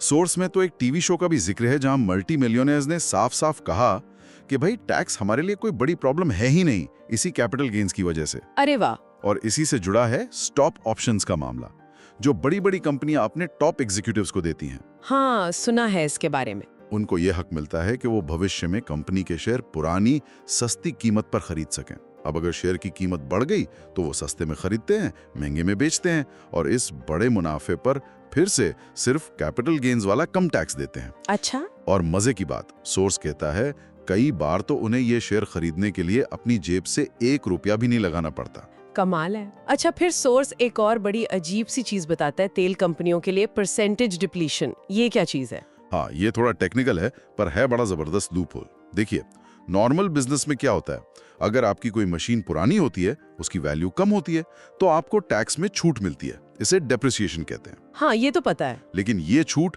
मशीन की लागत तक ही मिलती है। पर तेल के कुओं के मामले में सोर्स के मुताबिक ये डिप्लीशन नाम की छूट उनकी लागत से कई गुना ज्यादा मिल सकती थी और हमेशा मिलती रहती थी। क्या? लागत से भी ज्यादा? हमेशा के लिए? जी हाँ, जैसे कोई अनलिमिटेड डिस्काउंट कूपन हो जो कभी खत्म ही ना हो। सोर्स में एक तेल कारोबारी का उदाहरण है जिसने करोड़ों कमाए पर टैक्स दिया 1% से भी कम। अविश्वसनीय। और वो ट्रैवल और एंटरटेनमेंट वाले खर्चे, टीएनई जिसे कहते हैं। हाँ, टीएनई। सोर्स के हिसाब से उसके नियम भी बड़े लचीले थे। मतलब बिजनेस के नाम पर आप यॉट रख सकते हैं, बड़ी बड़ी पार्टियां दे सकते हैं और उन खर्चों पर टैक्स बचा सकते हैं। बस आपको यह साबित करना होता था कि हाँ भाई, उस पार्टी में या यॉट पर बिजनेस की बातें हुई थी। ये साबित करना तो मुश्किल होता होगा। बिल्कुल। और सोर्स इशारा करता है कि इससे सोशल लाइफ भी थोड़ी अजीब हो जाती थी। हर कोई हर वक्त बिजनेस की बातें करने का नाटक करता रहता था। अच्छा, और फिर चैरिटी मतलब दान, उसमें भी टैक्स बचता है? हाँ, उसका भी एक तरीका था। अगर अमीर लोग अपनी कोई ऐसी प्रॉपर्टी या आर्ट वगैरह दान करते थे जिसकी कीमत बहुत बढ़ गई हो, तो उन्हें उस बढ़ी हुई कीमत पर कैपिटल गेन्स टैक्स नहीं देना पड़ता था। ठीक है। और साथ ही उस पूरी बढ़ी हुई कीमत का टैक्स डिडक्शन भी मिल जाता था अपनी इनकम से। सोर्स तो यहाँ तक कहता है कि कुछ मामलों में दान देने वाले को असल में फाइनेंशियल फायदा हो जाता था टैक्स बचत के जरिए। मतलब दान देने पर भी फायदा? ये तो गजब है। अब आप सोचिए, ये पूरा टैक्स कोड कितना लंबा और कंफ्यूजिंग बन गया था। सोर्स तो इसकी तुलना वॉर एंड पीस नॉवेल से करता है। बाप रे, इतना लंबा? जी, तो एक आम इंसान के लिए इसे समझना तो नामुमकिन सा है और इसीलिए जरूरत पड़ती है टैक्स एडवाइजर्स की, वकीलों की, अकाउंटेंट्स की। और जाहिर है ये महंगे होते हैं। तो ये भी अमीरों के लिए एक और एडवांटेज हो गया, वो सबसे अच्छे एडवाइजर रख सकते हैं। बिल्कुल। और एक और बात सोचने वाली है, जैसा सोर्स में एक टैक्स लॉयर खुद कहता है कि कितने सारे बेहद काबिल ब्रिलियंट लोग, वकील, अकाउंटेंट, अपना सारा दिमाग और टैलेंट इसी में लगा रहे हैं कि टैक्स कैसे बचाया जाए। हाँ, ये तो है। क्या ये टैलेंट कहीं और ज्यादा प्रोडक्टिव काम में नहीं लग सकता था? ये सवाल वो खुद उठाते हैं। सही बात है। तो फिर ये लूप होल्स बने क्यों रहते हैं, इन्हें बंद क्यों नहीं किया जाता? सोर्स इशारा करता है कि जिन लोगों को, जिन ग्रुप्स को इन लूप होल्स से फायदा होता है, वो काफी शक्तिशाली होते हैं। अच्छा। वो लॉबिंग करते हैं, सरकार पर दबाव बनाते हैं कि ये नियम ना बदले जाएं। और दूसरी बात, सिस्टम की जो ये जटिलता है, ये कॉम्प्लेक्सिटी, ये खुद ही एक तरह का बचाव बन जाती है। मतलब ये कि सिस्टम इतना उलझा हुआ है कि आम जनता उसे समझ ही नहीं पाती, और जब समझ नहीं पाती तो उसके खिलाफ आवाज कैसे उठाएगी? ये बात तो है। तो कुल मिलाकर जो सोर्स हमें बता रहा है वो ये है कि अमेरिका का इनकम टैक्स सिस्टम जो शुरू हुआ था बड़े नेक इरादे से, एबिलिटी टू पे के सिद्धांत पर, हाँ बिल्कुल, वो समय के साथ इन लूप होल्स और इस जटिलता के कारण उतना फेयर नहीं रहा जितना लगता था। वो जो आईना है वो थोड़ा टेढ़ा मेढ़ा हो गया, मतलब डिस्टॉर्टेड सा हो गया है। एकदम सही। वो शायद असलियत पूरी तस्वीर नहीं दिखाता। सुधार की कोशिशें होती रही हैं, लेकिन सोर्स बताता है कि जड़ से बदलाव लाना बहुत बहुत मुश्किल रहा है। दिलचस्प बात यह है कि सोर्स तो यहाँ तक कहता है कि शायद सबसे अच्छा सिस्टम वो था जो 1913 में बिल्कुल शुरुआत में था, एकदम सिंपल, सीधा साधा, बिना इतने सारे चोर दरवाजों के। हाँ, ये एक सोचने वाली बात है। और चलिए श्रोताओं के लिए भी एक सवाल छोड़ जाते हैं इसी सोर्स के आधार पर। अगर किसी देश का टैक्स सिस्टम वाकई उसकी सोसाइटी का आईना होता है, तो फिर ये आईना हमें सत्ता, प्रभाव और न्याय यानी फेयरनेस के बारे में क्या सिखाता है, न सिर्फ अमेरिका के लिए बल्कि शायद हर जगह के लिए? बिल्कुल, ये एक गहरा सवाल है जिस पर विचार किया जा सकता है। Now, Chapter 4, A Reasonable Amount of Time. नमस्कार। आज हम एक बड़ा ही दिलचस्प टॉपिक लेकर आए हैं, इनसाइडर ट्रेडिंग। हाँ, ये नाम सुना तो बहुत होगा। बिल्कुल। सोचिए ना, अगर आपको स्कूल के इम्तिहान के सवाल मतलब पेपर होने से पहले ही पता चल जाए, अरे फिर तो टॉप करना पक्का है ना? तो शेयर बाजार में भी कुछ लोग कुछ ऐसा ही फायदा उठाने की फिराक में रहते हैं। अपनी अंदरूनी जानकारी, मतलब जो प्राइवेट इंफॉर्मेशन होती है, Right. उसका इस्तेमाल करके। सही कहा। तो आज हम एक असली कहानी, एक रियल केस के जरिए समझेंगे कि ये सब कैसे होता है और क्यों इसे गलत माना जाता है। चलिए जरा गहराई में उतरते हैं इसके। बिल्कुल, हम बात करेंगे टेक्सास गल्फ सल्फर कंपनी के एक बहुत मशहूर केस की। ये कहानी देखिए सिर्फ शेयरों और पैसों की नहीं है। अच्छा, हाँ, ये जानकारी की है, लालच की है और फिर इंसाफ की भी है। देखेंगे कि कैसे एक बड़ी खोज की खबर कुछ लोगों के लिए दौलत बनाने का जरिया बन गई और कैसे इसने फिर नियमों को बदला। ओके, तो कहानी कहाँ से शुरू होती है? ये बात है 1959 की। टेक्सास गल्फ नाम की एक कंपनी थी। वो कनाडा के काफी वीरान से इलाके में हवाई जहाज से सर्वे कर रही थी। सर्वे मतलब क्या ढूंढ रहे थे वो? सोना चांदी? नहीं, वो सोना या सल्फर नहीं, बल्कि जिंक, कॉपर, इस तरह के मिनरल्स ढूंढ रहे थे। अच्छा, तो उन्हें एक जगह कुछ अजीब से सिग्नल मिले जिसे वो लोग अनोमली कह रहे थे। किड 55 नाम की वो जगह थी, थोड़ी दलदली सी जमीन। वहां नवंबर 1963 में उन्होंने खुदाई मतलब ड्रिलिंग शुरू की। और फिर कुछ मिला? अरे मिला क्या, कमाल ही हो गया। केनेथ डार्क नाम के एक जियोलॉजिस्ट थे। उन्होंने जो पहला पत्थर का सैंपल निकाला, जिसे कोर कहते हैं, हाँ, वो खनिजों से एकदम भरा हुआ था। मतलब इतनी अच्छी क्वालिटी के बाद में एक एक्सपर्ट ने कहा कि ये तो कल्पना से भी परे हैं। बाप रे। डार्क ने फौरन अपने बॉस हॉलिक को फोन किया और खबर ऊपर तक गई, फॉगर्टी तक, जो कंपनी के बड़े अधिकारी थे। यहीं से मामला थोड़ा गड़बड़ होना शुरू हुआ होगा, है ना? बिल्कुल, यहीं से मामला पेचीदा होता है। देखो, कंपनी को अंदाजा हो गया कि उनके हाथ शायद कोई बड़ा खजाना लग सकता है, पर यह अभी 100% पक्का नहीं था। हाँ, शुरुआती संकेत थे बस। हाँ, और उन्हें ये बात एकदम सीक्रेट रखनी थी। क्यों? ताकि वो आसपास की जो जमीन है वो सस्ते में खरीद सकें। अगर खबर बाहर निकल जाती तो जमीन के दाम आसमान पर पहुंच जाते। बिल्कुल सही। तो कंपनी ने क्या किया, खूब होशियारी दिखाई। ड्रिलिंग वाली जगह पर पौधे लगा दिए, मतलब बिल्कुल पहले जैसा कर दिया। अच्छा, छुपाने के लिए। हाँ, छुपाने के लिए। और एक नकली ड्रिलिंग कहीं और शुरू कर दी ताकि लोगों का ध्यान उधर चला जाए। और कंपनी प्रेसिडेंट ने तो सख्त आदेश दिया था कि भाई ये राज बाहर नहीं जाना चाहिए। लेकिन राज कहाँ रहते हैं? वही तो, खबर अंदर ही अंदर फैलने लगी। नवंबर 1963 में ही फॉगर्टी, क्लेटन और हॉलिक की पत्नी जैसे कंपनी के जो इनसाइडर्स थे, मतलब अंदर के लोग, हाँ, जिन्हें पता था, हाँ, जिन्हें भनक लग गई थी, उन्होंने चुपचाप टेक्सास गल्फ के शेयर खरीदने शुरू कर दिए। ओ, तो इसी को कहते हैं इनसाइडर ट्रेडिंग। एग्जैक्टली, इसी को कहते हैं इनसाइडर ट्रेडिंग। जब कंपनी के लोग ऐसी मटेरियल मतलब महत्वपूर्ण जानकारी का इस्तेमाल करते हैं जो आम पब्लिक को, आम निवेशकों को पता नहीं है। मटेरियल मतलब ऐसी जानकारी जिससे शेयर का दाम ऊपर नीचे हो सकता है। बिल्कुल, ऐसी जानकारी जो किसी के खरीदने या बेचने के फैसले पर असर डाले। ये बाजार में बाकी लोगों के साथ सरासर नाइंसाफी है, जैसे ताश खेल रहे हों और किसी को पहले से पता हो कि कौन से पत्ते आने वाले हैं। पहले शायद इस पर इतना ध्यान नहीं देते थे लोग, लेकिन 1934 के बाद अमेरिका में सिक्योरिटीज एक्सचेंज एक्ट और रूल 10b-5 जैसे कानून आ गए, खास तौर पर इसे रोकने के लिए। अच्छा, तो ये कहानी आगे कैसे बढ़ी?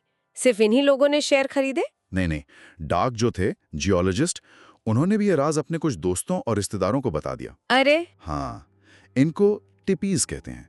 और फिर उन्होंने आगे और लोगों को बताया जिन्हें सब टिपीज कहा गया। ये तो चेन बन गई पूरी। हाँ, और इन सब ने शेयर खरीदे और कुछ ने तो कॉल्स भी खरीदे। कॉल्स, ये क्या चीज है? कॉल्स खरीदना एक तरह से कम पैसे लगाकर शेयर के दाम बढ़ने पर बड़ा दाव लगाने जैसा है। मतलब आपको एक अधिकार मिल जाता है कि आप भविष्य में एक तय कीमत पर शेयर खरीद सकते हैं। अच्छा, मतलब अगर पक्का पता हो कि दाम बढ़ेगा तो कम पैसे में ज्यादा मुनाफा कमाने का तरीका। बिल्कुल, इसीलिए अंदरूनी जानकारी हो तो ये बहुत टेम्पटिंग हो जाता है। समझ गए।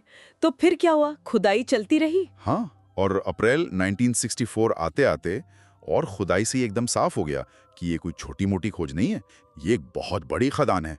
जिंक, कॉपर, चांदी। ओह, अब अफवाहें तेजी से फैलने लगी। कनाडा के अखबारों तक बात पहुंच गई।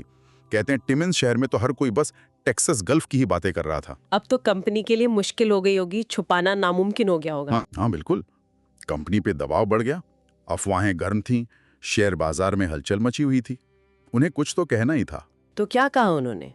उन्होंने 12 अप्रैल को एक प्रेस रिलीज निकाली। उसमें कहा कि भाई ये जो खबरें हैं ये बड़ा चढ़ाकर बताई जा रही हैं, अभी कुछ पक्का नहीं है, मतलब नॉट कंक्लूसिव। अच्छा, इससे तो शेयर का दाम थोड़ा गिरा होगा। हाँ, थोड़ा नीचे आया। लेकिन मजे की बात देखो, क्या? सिर्फ 4 दिन बाद 16 अप्रैल को एक और प्रेस रिलीज, और इस बार ऐलान, जबरदस्त खोज, 25 मिलियन टन से ज्यादा अयस्क। क्या 4 दिन में इतना बदल गया? ये क्या बात हुई? मतलब पहली प्रेस रिलीज क्या जानबूझकर गुमराह करने वाली थी, लोगों को धोखा देने के लिए? यही सवाल उठा। और 16 अप्रैल की सुबह तो जैसे पैसा बनाने की होड़ मच गई। खबर को आधिकारिक तौर पर डाउ जोन्स टेप पर आने से पहले ही कंपनी के एक डायरेक्टर थे कोट्स। उन्होंने फोन करके अपने दामाद को, जो ब्रोकर था, शेयर खरीदने को कह दिया। अरे बाप रे। और एक और डायरेक्टर थे, लेमॉन्ट। उन्होंने प्रेस कॉन्फ्रेंस खत्म होते ही अपने दोस्त हिंटन को, जो एक बैंक अधिकारी थे, इशारा कर दिया, खबर अच्छी है। और हिंटन ने बैंक के खाते के लिए हजारों शेयर्स खरीद लिए। ये सब खबर आम होने से पहले। हाँ, ये सब तब हुआ जब आम निवेशक तक ये खबर पहुंची भी नहीं थी। लेमॉन्ट ने खुद के लिए भी कुछ घंटे बाद शेयर्स खरीदे, पर वो भी खबर ठीक से फैले बिना। तो फिर तो केस बनना ही था। बिल्कुल, यहीं से असली कानूनी लड़ाई शुरू हुई। SEC यानी सिक्योरिटीज एंड एक्सचेंज कमीशन, जो मार्केट रेगुलेटर है अमेरिका का, उसने कंपनी और इन सारे इनसाइडर्स पर केस कर दिया। अच्छा, तो मुख्य सवाल क्या थे कोर्ट के सामने? देखो, मेन सवाल ये थे। 1, क्या नवंबर में जो पहली ड्रिलिंग हुई थी उसकी जानकारी मटेरियल थी?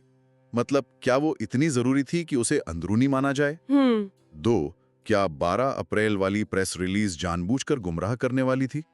और 3, जो सबसे अहम था, कि कोई जानकारी पब्लिक कब मानी जाती है? क्या सिर्फ प्रेस कॉन्फ्रेंस में बोल देना काफी है, या जब तक वो जानकारी आम निवेशक तक पहुंच न जाए तब तक इंतजार करना चाहिए? ये तो बहुत जरूरी सवाल है। तो कोर्ट ने क्या कहा? निचली अदालत का फैसला तो बड़ा अजीब था। उन्होंने कहा कि अप्रैल 9 से पहले जानकारी मटेरियल नहीं थी, इसलिए जो शुरू में खरीदने वाले थे वो निर्दोष थे। क्या? लेकिन अपील कोर्ट ने? हाँ, अपील कोर्ट ने फैसला पलट दिया। उन्होंने साफ साफ कहा कि नवंबर की जानकारी भी मटेरियल थी, पहली प्रेस रिलीज गुमराह करने वाली थी, और कोर्ट्स जैसे डायरेक्टर्स ने खबर पब्लिक होने से पहले खरीदकर साफ तौर पर गलती की। अच्छा। कोर्ट ने इस बात पर बहुत जोर दिया कि इनसाइडर्स को सिर्फ खबर रिलीज होने तक नहीं रुकना है, बल्कि तब तक रुकना है जब तक वो खबर आम लोगों तक ठीक से पहुंच ना जाए, मतलब उसका प्रॉपर पब्लिक डिसेमिनेशन ना हो जाए। तो ये एक बड़ा फैसला था। मतलब इस पूरी कहानी से, इस केस से हमने क्या सीखा? क्या है की टेकअवेज? देखो, सबसे सीधी बात तो यही है कि इनसाइडर ट्रेडिंग का मतलब है गुप्त और महत्वपूर्ण जानकारी, मटेरियल नॉन पब्लिक इंफॉर्मेशन का इस्तेमाल करके शेयर बाजार में गलत तरीके से फायदा कमाना। और ये गलत है क्योंकि इससे सबको बराबर मौका नहीं मिलता है ना, मतलब खेल निष्पक्ष नहीं रहता। बिल्कुल, और ये टेक्सास गल्फ केस इसीलिए इतना महत्वपूर्ण लैंडमार्क केस माना जाता है। इसने ये ज्यादा साफ किया कि कौन सी जानकारी मटेरियल मानी जाएगी, और ये नियम पक्का कर दिया कि इनसाइडर्स को ट्रेड करने से पहले सिर्फ जानकारी रिलीज होने का नहीं, बल्कि उसके सही तरीके से पब्लिक में फैलने का इंतजार करना ही होगा। हालांकि ये सवाल कि कितना इंतजार काफी है, मतलब कितना टाइम देना चाहिए खबर फैलने के लिए, ये आज भी थोड़ा बहस का मुद्दा है। पर हाँ, ये केस बाजार की निष्पक्षता, फेयरनेस के लिए एक बहुत बड़ी जीत थी। हमारी सोच को काफी हद तक बदल दिया। हाँ, इसने ये दिखाया कि नियम कायदे कितने जरूरी हैं एक फेयर मार्केट के लिए। बिल्कुल। और जाते जाते एक सवाल मन में आता है, देखो कानून तो बन गए, पर कई बार जो मेहनत से रिसर्च की जाती है, हाँ, और जो गलत तरीके से अंदरूनी जानकारी हासिल की जाती है, उसके बीच की लाइन थोड़ी धुंधली सी हो सकती है ना? हाँ, ये बात तो है। तो हम ये कैसे पक्का करें कि बाजार सबके लिए निष्पक्ष रहे, फेयर रहे, राइट, लेकिन साथ ही कंपनियों को और लोगों को अच्छी लेजिटिमेट जानकारी खोजने के लिए, रिसर्च करने के लिए प्रोत्साहन भी मिलता रहे। ये एक सोचने वाली बात है। बिल्कुल, इस पर सोचना जरूरी। Now, Chapter 5. Xerox, Xerox, Xerox and Xerox. आज बात करते हैं एक ऐसी कंपनी की जिसका नाम ही मतलब कॉपी करने का दूसरा नाम बन गया, ज़ेरॉक्स। हाँ, ज़ेरॉक्स करना हम सब ने बोला ये। बिल्कुल। सोचिए, आज ऑफिस में कॉपी करना कितना नॉर्मल है ना? पर एक जमाना था जब ये सोचना भी शायद अजीब था। सही कहा। आज हम इसी कहानी की थोड़ी गहराई में जाएंगे। हमारे पास ज़ेरॉक्स नवाचार, विस्तार और नैतिक उद्यमिता किताब के कुछ हिस्से हैं, और ये कहानी सिर्फ एक मशीन की नहीं है, यह सोच बदलने की कहानी। अच्छा, तो शुरुआत कहाँ से हुई? मतलब ये कॉपी करने का आइडिया शुरू में कैसा था? देखिए, जब 1887 में पहली माइमियोग्राफ मशीन आई ना, तो लोगों को लगा, यार इतनी सारी कॉपी बनानी ही क्यों है? हाँ, क्लर्क थे ही हाथ से लिखने के लिए। बिल्कुल, ज्यादा कॉपी मतलब बस कागज का वेस्टेज। और तो और उस जमाने में कॉपी शब्द का मतलब भी थोड़ा नेगेटिव सा था। नेगेटिव जैसे नकली या काउंटरफीट। एक विचारक थे लारोश फोको, उन्होंने कहा था कि बस वही कॉपी अच्छी होती है जो ओरिजिनल की कमियां दिखा दे। अरे हाँ, जॉन लॉक ने भी कहा था कि कॉपी की कॉपी तो सबूत भी नहीं मानी जा सकती। तो सोच बदलने में टाइम लगा। तो ये सोच बदली कैसे, जरूरत कैसे पैदा हुई? वो जैसे जैसे इंडस्ट्री बढ़ी, बिजनेस तेज हुए, तो जरूरतें भी पड़ी। टाइपराइटर आया, कार्बन पेपर आया। कार्बन पेपर तो मैंने भी देखा है। हाँ, फिर माइमियोग्राफ, ऑफसेट प्रेस जैसी मशीनें आई, पर वो थी बल्क कॉपी के लिए। मतलब बहुत सारी? हाँ, उनमें मास्टर पेज बनाना पड़ता था। अच्छा, मतलब 1-2 कॉपी करनी हो तो 1950 तक बस वही टाइपराइटर और कार्बन पेपर बस। और फिर 50s में कुछ नई मशीनें आई? हाँ बिल्कुल, जैसे थर्मोफैक्स, ऑटोस्टैट, वेरीफैक्स। ये थोड़ी अलग थी, इनमें मास्टर पेज नहीं चाहिए था। तो ये हिट हुई होंगी? हुई, काफी चली। क्योंकि जरूरत तो थी ही। और शायद एक फैसिनेशन भी था कि अरे वाह, एक चीज से दूसरी हूबहू बन रही है। हाँ, वो तो होता है, पर इनमें भी अपनी दिक्कतें थी। किसी की कॉपी गीली निकलती थी, किसी के लिए स्पेशल महंगा कागज चाहिए होता था, और टाइम के साथ कॉपियां काली पड़ जाती थी। वो बात नहीं थी। तो जो असली गेम चेंजर था जेरोक्स कॉपी, वो कैसे आया? वो कहानी कमाल की है। 1938 में चेस्टर कार्लसन एक पेटेंट अटॉर्नी थे और पार्ट टाइम इन्वेंटर। अच्छा। उन्होंने अपनी किचन जैसी छोटी सी लैब में एक बिल्कुल नया तरीका खोजा, इलेक्ट्रोग्राफी, बिना इंक, बिना केमिकल के। वाह, कैसे? बड़ा सिंपल तरीका था। शुरू में फर्श से एक प्लेट रगड़ी, उस पर रोशनी डाली, फिर एक पाउडर छिड़का और बन गई दुनिया की पहली ड्राई कॉपी। उस पर लिखा था 10, 22, 38 अस्टोरिया। अरे वाह, और फिर तो बड़ी कंपनियों ने हाथों हाथ लिया होगा इसे। ना, बिल्कुल नहीं। यही तो कहानी का ट्विस्ट है। कार्लसन ने IBM, GE, RCA करीब 20 बड़ी कंपनियों को दिखाया। सब ने मना कर दिया। क्या? क्यों? किसी को इसमें दम नहीं लगा। शायद लगा कि कौन इस्तेमाल करेगा। कितनी बड़ी अपॉर्चुनिटी मिस कर दी उन्होंने। कमाल है। फिर आखिरकार 1944 में बैटल मेमोरियल इंस्टीट्यूट, जो एक नॉन प्रॉफिट रिसर्च संस्था है, उन्होंने इसमें इंटरेस्ट दिखाया। उन्होंने इसे आगे बढ़ाया और नाम दिया ज़ेरोग्राफी, मतलब ड्राई राइटिंग। ज़ेरोग्राफी यानी सूखी लिखाई। और यहाँ से जेरोक्स कंपनी कैसे जुड़ी? यहाँ एंट्री होती है हैलॉयड नाम की कंपनी की। एक छोटी सी कंपनी थी, फोटोग्राफिक पेपर बनाती थी। अच्छा। उसके प्रेसिडेंट थे जोसेफ C. विल्सन, विजनरी आदमी थे। उन्होंने 1946 में बैटल से ज़ेरोग्राफी के राइट्स खरीद लिए। और ये एक बहुत बड़ा गैम्बल था। कितना बड़ा? मतलब आप अंदाजा लगाइए, 1947 से 1960 के बीच हैलॉयड ने इस रिसर्च पर करीब $75 मिलियन खर्च कर दिए। 75 मिलियन उस जमाने में? हाँ, और ये रकम उनकी उस दौरान की कुल कमाई से डबल थी। पैसा उधार लिया, नए स्टॉक इशू किए। विल्सन और बाकी टॉप एग्जीक्यूटिव्स ने सालों तक अपनी सैलरी भी स्टॉक में ली, अपने घर तक गिरवी रख दिए। अरे बाप रे। और सुनिए, 1958 में कंपनी का नाम बदलकर हैलॉयड ज़ेरोक्स रख दिया, जबकि उनके पास बेचने के लिए कोई ऑटोमेटिक कॉपियर था ही नहीं, सिर्फ एक विश्वास पर। ये तो कमाल का यकीन था अपने आइडिया पर। हाँ, और फिर वो दिन आया। हाँ, वो दिन आया 1960 में, ज़ेरोक्स 914, दुनिया की पहली automatic plain paper office copier. और वो चल गई? चल नहीं गई, दौड़ गई। ऐसी हिट हुई कि कंपनी की सेल्स मतलब रॉकेट हो गई। 1959 में $33 मिलियन से 1966 में $500 मिलियन के पार। क्या बात है। रातों रात। हाँ, रातों रात। ज़ेरोक्स का स्टॉक तो 60s का गोलकोंडा बन गया था, सोने की खान। गोलकोंडा? हाँ, मतलब जिसने शुरू में पैसा लगाया, 1967 तक वैल्यू 66 गुना बढ़ गई। सोचिए, हजारों लोग ज़ेरोक्स मिलियनेयर बन गए। ज़ेरोक्स मिलियनेयर और टू ज़ेरोक्स तो वर्ब बन गया। बिल्कुल। और 1961 में कंपनी ने नाम से हैलॉयड हटा दिया, सिर्फ ज़ेरोक्स कॉर्पोरेशन। ये जो 914 मशीन थी, ये इस्तेमाल करने में कैसी थी? परफेक्ट थी? परफेक्ट तो नहीं, थोड़ी नाजुक थी। कभी कभी कागज फंस जाता था, जिसे ऑपरेटर्स मजाक में मिस पफ कहते थे। कभी हल्का धुआं भी निकलता था। अच्छा। हाँ, तो ऑपरेटर्स का मशीन से एक अजीब सा रिश्ता बन जाता था, जैसे किसी बिगड़ैल पालतू जानवर की देखभाल कर रहे हो। और लोगों ने इसके कुछ अजीब इस्तेमाल भी किए होंगे, जुगाड़ू इस्तेमाल। अरे बिल्कुल, लोगों ने शादी के गिफ्ट्स की लिस्ट कॉपी करने से लेकर पुलिस ने कैदियों के पास से जो सामान मिलता था ना, पर्स, चाबियां, घड़ी, हाँ, उसको मशीन के शीशे पर रखकर उसकी फोटोकॉपी बना ली, सामान की रसीद के तौर पर। क्या सच में? हाँ कमाल का जुगाड़। ये तो हुई सफलता की कहानी, लेकिन इस आसानी से कॉपी करने के कुछ नेगेटिव साइड भी तो होंगे। बिल्कुल, यहीं से कहानी का दूसरा कॉम्प्लेक्स पहलू शुरू होता है। एक तरफ तो जानकारी फैलाना बहुत आसान हो गया, आइडियाज जल्दी शेयर होने लगे। हाँ, वो तो है। तो खड़ा हुआ वो था कॉपीराइट का। कॉपीराइट उल्लंघन। हाँ, किताबें, रिपोर्ट्स, जर्नल्स, लोग धड़ल्ले से उनकी कॉपी बनाने लगे। अब इससे ओरिजिनल राइटर और पब्लिशर को तो नुकसान होना ही था। ये प्रॉब्लम तो आज भी है डिजिटल वर्ल्ड में। बिल्कुल। उस वक्त मार्शल मैक्लुहान जैसे थिंकर ने कहा था कि जेरोक्स कंपनी पब्लिशिंग की दुनिया में आतंक का राज ला रही है, क्योंकि अब हर रीडर खुद ही पब्लिशर बन सकता है। सवाल उठने लगे कि क्या लाइब्रेरीज खत्म हो जाएंगी, क्या किताबें बचेंगी? लेकिन इस सब पर जेरोक्स कंपनी का क्या कहना था? क्या वो बस अपना कॉपियर बेच रहे थे? नहीं, यहीं पर विल्सन की लीडरशिप फिर सामने आती है। उनका मानना था कि कंपनी सिर्फ पैसा कमाने के लिए नहीं है, उसकी समाज के प्रति भी जिम्मेदारी है। अच्छा, सोशल रिस्पॉन्सिबिलिटी। हाँ, उन्होंने अपनी प्री टैक्स इनकम का करीब 1.5% रेगुलरली शिक्षा और चैरिटी में दान किया, जो उस समय के लिए बहुत बड़ी बात थी। और उन्होंने मुश्किल मुद्दों पर स्टैंड भी लिया, जैसे उन्होंने यूनाइटेड नेशंस पर एक टीवी प्रोग्राम स्पॉन्सर किया था।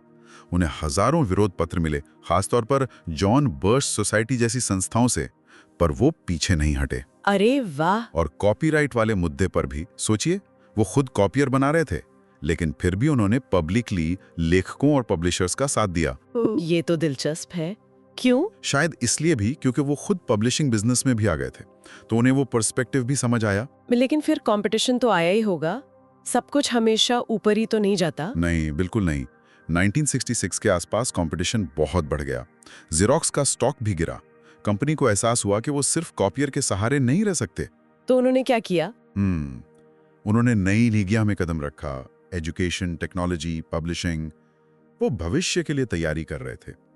लेकिन ये भी एक चुनौती थी कि कंपनी इतनी बड़ी हो रही है, तो अपनी पहचान, अपने वो शुरुआती वैल्यूज कैसे बचाए रखें। तो ये थी जेरोक्स की कहानी। एक आइडिया जो किसी को पसंद नहीं आया। हाँ, उससे लेकर एक ग्लोबल कंपनी बनने तक। बड़े जोखिम, सही टाइमिंग और टेक्नोलॉजी का कमाल। और इसने सिर्फ ऑफिस का काम नहीं बदला, बल्कि जानकारी कैसे शेयर होती है, कॉपीराइट का क्या मतलब है, एक कंपनी की समाज के प्रति क्या जिम्मेदारी है, इन सब पर गहरे सवाल खड़े किए। बिल्कुल। और आज जब हम अपने कंप्यूटर पर Ctrl+C, Ctrl+V या फोन पर स्क्रीनशॉट लेते हैं, तो कितनी आसानी से चीजें कॉपी हो जाती हैं, है ना? हाँ, एक सेकंड में। तो जेरोक्स की ये कहानी हमें सोचने पर मजबूर करती है। क्या किसी चीज को इतनी आसानी से कॉपी कर लेने की ये जो हमारी क्षमता है, ये कहीं ना कहीं उस चीज के ओरिजिनल होने के महत्व को, उसकी वैल्यू को कम तो नहीं कर देती? सोचने वाली बात है। Now Chapter 6, Making the Customers Whole. सोचिए, आपकी मेहनत की कमाई किसी भरोसेमंद जगह पर हो और फिर अचानक पता चले कि वो पैसा खतरे में है और आपकी कोई गलती भी नहीं। हाँ, कैसा झटका लगेगा, है ना? 1963 में अमेरिका में हजारों आम निवेशकों के साथ कुछ ऐसा ही हुआ था। बिल्कुल। तो आज हम वॉल स्ट्रीट के इतिहास की एक कहानी पर बात करेंगे। एक बड़ी ब्रोकरेज फर्म थी, आयरा हॉप्टन को, जो अचानक से एक बड़ी मुश्किल में फंस गई। हाँ, ये कहानी है भरोसे की, धोखे की और फिर एक ऐसे बचाव की जिसकी उम्मीद नहीं थी। और हमारी ये जो चर्चा है, ये वॉल स्ट्रीट का संकट और बचाव किताब के कुछ हिस्सों पर आधारित है। सही। हमारा मकसद ये समझना है कि भाई ये फर्म इतने बड़े संकट में फंसी कैसे, उस समय देश में क्या चल रहा था, और कैसे न्यूयॉर्क स्टॉक एक्सचेंज मतलब NYSE वो कैसे आगे आया और उसने हालात संभाले। हाँ, तो चलिए गहराई में उतरते हैं। तो इस सारे संकट की जड़ में था एक स्कैंडल, नाम था salad oil scandal. Salad oil scandal? सुनने में अजीब है। हाँ, तो ये जो फर्म थी आयरा हॉपकिन को, इसने क्या किया कि अपनी कुल पूंजी से, जो करीब $8 मिलियन थी, उससे बहुत ज्यादा, कितना ज्यादा? करीब $37 मिलियन। वो भी सिर्फ एक ग्राहक को उधार दे दिए। क्या? $37 मिलियन? अपनी पूंजी से लगभग 5 गुना, एक ग्राहक को। हाँ, बिल्कुल। और वो ग्राहक था allied crude vegetable oil and refining को। ये तो बहुत ही बड़ा जोखिम था। जाहिर है। ये उधार ये किस लिए था? ये उधार था वेजिटेबल ऑयल मतलब वनस्पति तेल के वायदा सौदों के लिए, फ्यूचर्स कॉन्ट्रैक्ट्स जिन्हें कहते हैं। अच्छा, फ्यूचर्स कॉन्ट्रैक्ट्स मतलब तेल की भविष्य की कीमतों पर सट्टा। हाँ, आसान भाषा में कहें तो एक बहुत बड़ा दांव। एलियट कंपनी ये दांव लगा रही थी और हॉप फर्म उसे पैसा दे रही थी। जैसे कोई शर्त लगा रहा हो कि कल सोने का भाव बढ़ेगा या घटेगा। बिल्कुल वैसा ही, लेकिन यहाँ दांव बहुत बड़ा था। तो जब तेल के दाम गिरे तो एलियट कंपनी पैसा नहीं चुका पाई होगी। सही, वो उधार नहीं चुका पाई, लेकिन असली गड़बड़ तो कुछ और थी। वो क्या? हाउट फर्म ने उधार देते समय गारंटी ली थी, कोलैटरल जिसे कहते हैं। हाँ, गारंटी तो लेते ही हैं। उन्होंने एलाइड कंपनी से तेल के गोदामों की रसीदें ली थी, वेयरहाउस रिसीट्स। अच्छा, मतलब अगर पैसा ना मिले तो वो तेल बेचकर वसूली कर सकते थे। हाँ, कागज पर तो यही था, लेकिन बाद में पता चला कि ज्यादातर रसीदें नकली थीं। क्या कह रहे हैं, नकली? हाँ, मतलब गोदामों में उतना तेल था ही नहीं जितना रसीदों पर लिखा था। ये तो जाली नोट जैसा हो गया। बाप रे, ये तो बहुत बड़ा धोखा था। इतिहास के सबसे बड़े कमर्शियल फ्रॉड्स में से एक मानते हैं इसे। बिल्कुल। अब सोचिए जब ये बात सामने आई होगी तब तो हड़कंप मच गया होगा। NYSE ने क्या किया? देखिए, शुरुआत में स्टॉक एक्सचेंज के अधिकारियों ने शायद इसे इतनी गंभीरता से नहीं लिया। उन्हें लगा कि कोई छोटी मोटी कमी होगी, शायद $1,80,000 की। अच्छा, पहले हल्के में लिया। हाँ, लेकिन फिर जल्दी ही एलाइड कंपनी ने खुद को दिवालिया घोषित कर दिया, बैंकक्रप्ट। हो तेल का वायदा कारोबार रोक दिया गया और जब नकली रसीदों की खबर पक्की हुई तब समझ आया होगा कि हॉप्ट फर्म भी अब दिवालिया हो चुकी है। एग्जैक्टली। तब NYSE ने फॉरेन हॉप्ट और एक और फर्म थी विलिस्टन एंड बीन, दोनों को सस्पेंड कर दिया। सस्पेंड, इसका मतलब ग्राहकों पर क्या असर पड़ा? असर, बहुत भयानक असर पड़ा। करीब 30,000 ग्राहकों के खाते फ्रीज हो गए। 30,000? हाँ, ये आम लोग थे जिन्होंने हॉप्ट के जरिए शेयर्स खरीदे थे। इनका उस तेल के घोटाले से कोई लेना देना नहीं था। तो वो अपना पैसा नहीं निकाल सकते थे, शेयर नहीं बेच सकते थे? कुछ नहीं, सब फंस गया। उनकी जिंदगी भर की कमाई अटक गई थी। ये तो बहुत ही डरावनी स्थिति है। और फिर उसी वक्त एक और बड़ी घटना हुई देश में। हाँ बिल्कुल, मानो ये काफी नहीं था, ठीक उसी मुश्किल वक्त में राष्ट्रपति जॉन एफ कैनेडी की हत्या हो गई। ओहो हाँ, नवंबर 1963 की बात है ये। से पूरे देश में शोक और अनिश्चितता का माहौल। शेयर बाजार बुरी तरह गिरा। अब सोचिए हॉप्ट के ग्राहकों का हाल, पैसा पहले ही फंसा है और जो निवेश है उसकी कीमत भी गिर रही है। दोहरी मार। ऐसी स्थिति में NYSE पर कितना दबाव होगा, बाजार भी संभालना है और इन बेचारों निवेशकों को भी बचाना है। बिल्कुल। और यहीं पर NYSE के उस वक्त के प्रेसिडेंट जी कीथ फंस्टन, उन्होंने एक अभूतपूर्व कदम उठाया। क्या किया उन्होंने? उन्होंने एक प्लान पेश किया कि एक्सचेंज और उसकी जो सदस्य फर्म है वो सब मिलकर हॉप्ट के ग्राहकों का पूरा पैसा लौटाएंगी। पूरा पैसा? मतलब मेकिंग देम होल? हाँ, यही कहा गया, मेकिंग देम होल। उनका कोई नुकसान नहीं होने दिया जाएगा। ऐसा पहले शायद ही कभी हुआ था। ये तो बहुत बड़ी बात है। लेकिन क्या सब लोग आसानी से मान गए? मतलब दूसरी फर्म क्यों किसी और की गलती का हर्जाना भरे? आसान तो बिल्कुल नहीं था। सोचिए, राष्ट्रपति के निधन का माहौल है। वीकेंड पर एक्सचेंज, सदस्य फर्मों और बड़े बैंकों जैसे चेस मनहाटन, मॉर्गन गारंटी, इनके बीच बहुत तनाव भरी बैठकें हुई। अच्छा, मुद्दा क्या था? मुद्दा था कि भाई एक्सचेंज कितना पैसा देगा। आखिर में तय हुआ $9.5 मिलियन। और ये भी कि बैंक जो हैं वो हॉप्ट से अपना कर्ज वसूलने के लिए कुछ समय रुकेंगे। बैंकों को भी मनाना पड़ा होगा। हाँ, और सिर्फ अमेरिकी बैंक नहीं, ब्रिटिश बैंकों को भी मनाना पड़ा। उन्होंने भी हॉप्ट को लाखों डॉलर उधार दिए थे बिना गारंटी के। गिस्टाव लीवी नाम के एक व्यक्ति को लंदन भेजा गया इसके लिए। क्या बात है, अंतरराष्ट्रीय लेवल पर बातचीत चली। हाँ, और आखिरकार काफी बातचीत और दबाव के बाद सब पक्ष राजी हुए। तो समझौता हो गया। समझौता हो गया। बैंकों ने इंतजार किया, एक्सचेंज ने $9.5 मिलियन दिए और धीरे धीरे करके हॉप्ट के सभी 30,000 ग्राहकों को उनका पूरा पैसा वापस मिल गया। वाह, ये तो वाकई एक असाधारण कहानी है। तो इस पूरी कहानी से मुख्य सीख क्या मिलती है? देखिए, सबसे बड़ी बात तो यह है कि वॉल स्ट्रीट, जिसे हम अक्सर सिर्फ अपने फायदे के लिए काम करने वाला मानते हैं, वो जरूरत पड़ने पर मुश्किल समय में आम निवेशकों की रक्षा के लिए भी खड़ा हो सकता है। हाँ, ये एक तरह से पब्लिक जिम्मेदारी निभाने जैसा था। बिल्कुल, ताकि लोगों का बाजार पर, सिस्टम पर भरोसा बना रहे। ये बात तो है, लेकिन एक सवाल मेरे मन में आ रहा है, क्या एक्सचेंज का ये कदम पूरी तरह से जनहित में था या कहीं ना कहीं ये अपनी प्रतिष्ठा, अपनी इज्जत बचाने की कोशिश भी थी?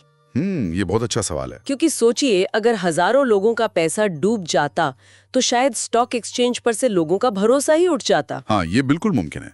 शायद दोनों ही बातें थीं। अपनी साख बचाना भी जरूरी था और निवेशकों का भरोसा कायम रखना भी। ये दोनों चीजें जुड़ी हुई हैं। सही कहा। और इससे एक और सवाल उठता है, क्या आज के जमाने में अगर ऐसा कोई बड़ा संकट आए तो क्या कोई संस्था इतनी बड़ी जिम्मेदारी उठाएगी? ये सोचने वाली बात है। क्या आज भी सिस्टम ऐसे रिएक्ट करेगा? और क्या वाकई पैसे के साथ हमेशा जिम्मेदारी भी आती है या आनी चाहिए? जरूर सोचने वाली बातें हैं ये। बिल्कुल। तो वित्तीय सुर्खियों के पीछे छिपी ऐसी ही मानवीय कहानियों और जटिलताओं पर विचार करने के लिए छोड़ते हुए आज की ये बातचीत यहीं खत्म करते हैं। ठीक है। Now, Chapter 7, The Impacted Philosophers. कभी सोचा है हम कभी-कभी एक दूसरे की बात क्यों नहीं समझ पाते? ऑफिस में मान लीजिए, या दोस्तों के साथ, घर पर भी ऐसा होता है। आज हम इसी समझने समझाने की मुश्किल पर थोड़ी बात करेंगे, लेकिन एक बहुत बड़ी जानी मानी कंपनी के अंदर की कहानी से। हमारे पास ना कुछ बड़े दिलचस्प किस्से हैं एक लेख से। शीर्षक है प्रभावित दार्शनिकों, संचार की समस्या। ये कहानी है अमेरिका की बहुत बड़ी कंपनी जनरल इलेक्ट्रिक यानी जीई की। बात है 1960s की। वहां कुछ ऐसा हुआ जिसने सबको चौंका दिया था। गुप्त बैठकें चल रही थी, बड़े बड़े अफसर शामिल थे और एक जबरदस्त कंफ्यूजन का माहौल था। तो आज का हमारा मकसद यही है, समझना कि भाई बड़ी बड़ी जगहों पर भी लोग एक दूसरे की बात ठीक से क्यों नहीं समझ पाते, और इस कहानी से हम अपनी रोजमर्रा की जिंदगी के लिए क्या सीख सकते हैं। कोशिश करेंगे इसे आसान भाषा में समझने की।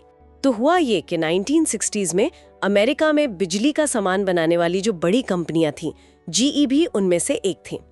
वो ना चुपके से मीटिंग करती थी और चीजों के दाम मिलकर तय कर लेती थी। प्राइस फिक्सिंग जिसे कहते हैं। हाँ बिल्कुल, प्राइस फिक्सिंग। आपस में कंपटीशन खत्म करो और ग्राहकों से ज्यादा दाम लो। ऐसे सोचिए ना, अगर शहर के सारे बड़े मिठाई वाले मिल जाएं और तय कर लेंगे भाई समोसे का दाम सब एक साथ बढ़ा देंगे, हाँ कैसा लगेगा? बिल्कुल बिल्कुल वैसा ही। और ये पूरी तरह से गैर कानूनी था। अमेरिका में कानून है, पुराना कानून है, शर्मन एक्ट, ये उसके सख्त खिलाफ था। और इस प्राइस फिक्सिंग से हुआ क्या? आम लोगों को, सरकार को, सबको भारी नुकसान हुआ। चीजें महंगी खरीदनी पड़ी। बाद में जब ये बात खुली ना, तो कई कंपनियों पर बहुत भारी जुर्माना लगा और जी के कुछ बड़े अफसरों को तो जेल भी जाना पड़ा। जो उस जमाने के हिसाब से सोचिए बहुत बड़ी शॉकिंग बात थी। सही कह रहे हैं। लेकिन सबसे हैरानी की बात क्या है, जी जैसी इतनी बड़ी, इतनी व्यवस्थित कंपनी, वहां एक बहुत सख्त पॉलिसी थी, डायरेक्टिव पॉलिसी 20.5 कहते थे उसे। हाँ थी। और वो साफ साफ कहती थी कि किसी भी कॉम्पिटिटर से दाम के बारे में बात करना बिल्कुल मना है, स्ट्रिक्टली मना। अफसरों को उस पर बाकायदा साइन भी करना पड़ता था। हाँ ये सही है। तो सवाल ये उठता है कि भाई इतना साफ नियम था, फिर भी ये सब कैसे चलता रहा सालों साल? यहीं पर वो कम्युनिकेशन वाली पेचीदगी, वो गड़बड़ झाला सामने आता है। नियम तो था कागज पे, पर कई कर्मचारियों को लगता था कि जो बड़े बॉस है ना, वो असल में इस नियम को लेकर उतने सीरियस है नहीं। अच्छा। हाँ, उन्हें शायद ऐसा महसूस होता था या सिग्नल मिलता था कि ये नियम बस दिखाने के लिए है, असली उम्मीद कुछ और ही है। इसी सिलसिले में एक बड़ी दिलचस्प बात सामने आई थी, आंख मारना या इशारों में बात समझाना। हाँ, ये विंक वाला मामला। हाँ, विंक वाला बॉस जुबान से तो शायद कह रहे हैं कि नियम मानो, पर हाव भाव से, इशारे से समझा दिया कि असल में इसे तोड़ने में ही फायदा है। रॉबर्ट पैक्सटन थे जो बाद में जी के प्रेसिडेंट भी बने। उन्होंने तो कहा भाई मैं कभी ऐसे इशारे नहीं करता था। फिर भी उनके नीचे काम करने वाले थे विलियम गिन, वो प्राइस फिक्सिंग करते रहे। ये कैसे हुआ? हाँ, ये बड़ा इंटरेस्टिंग पॉइंट है।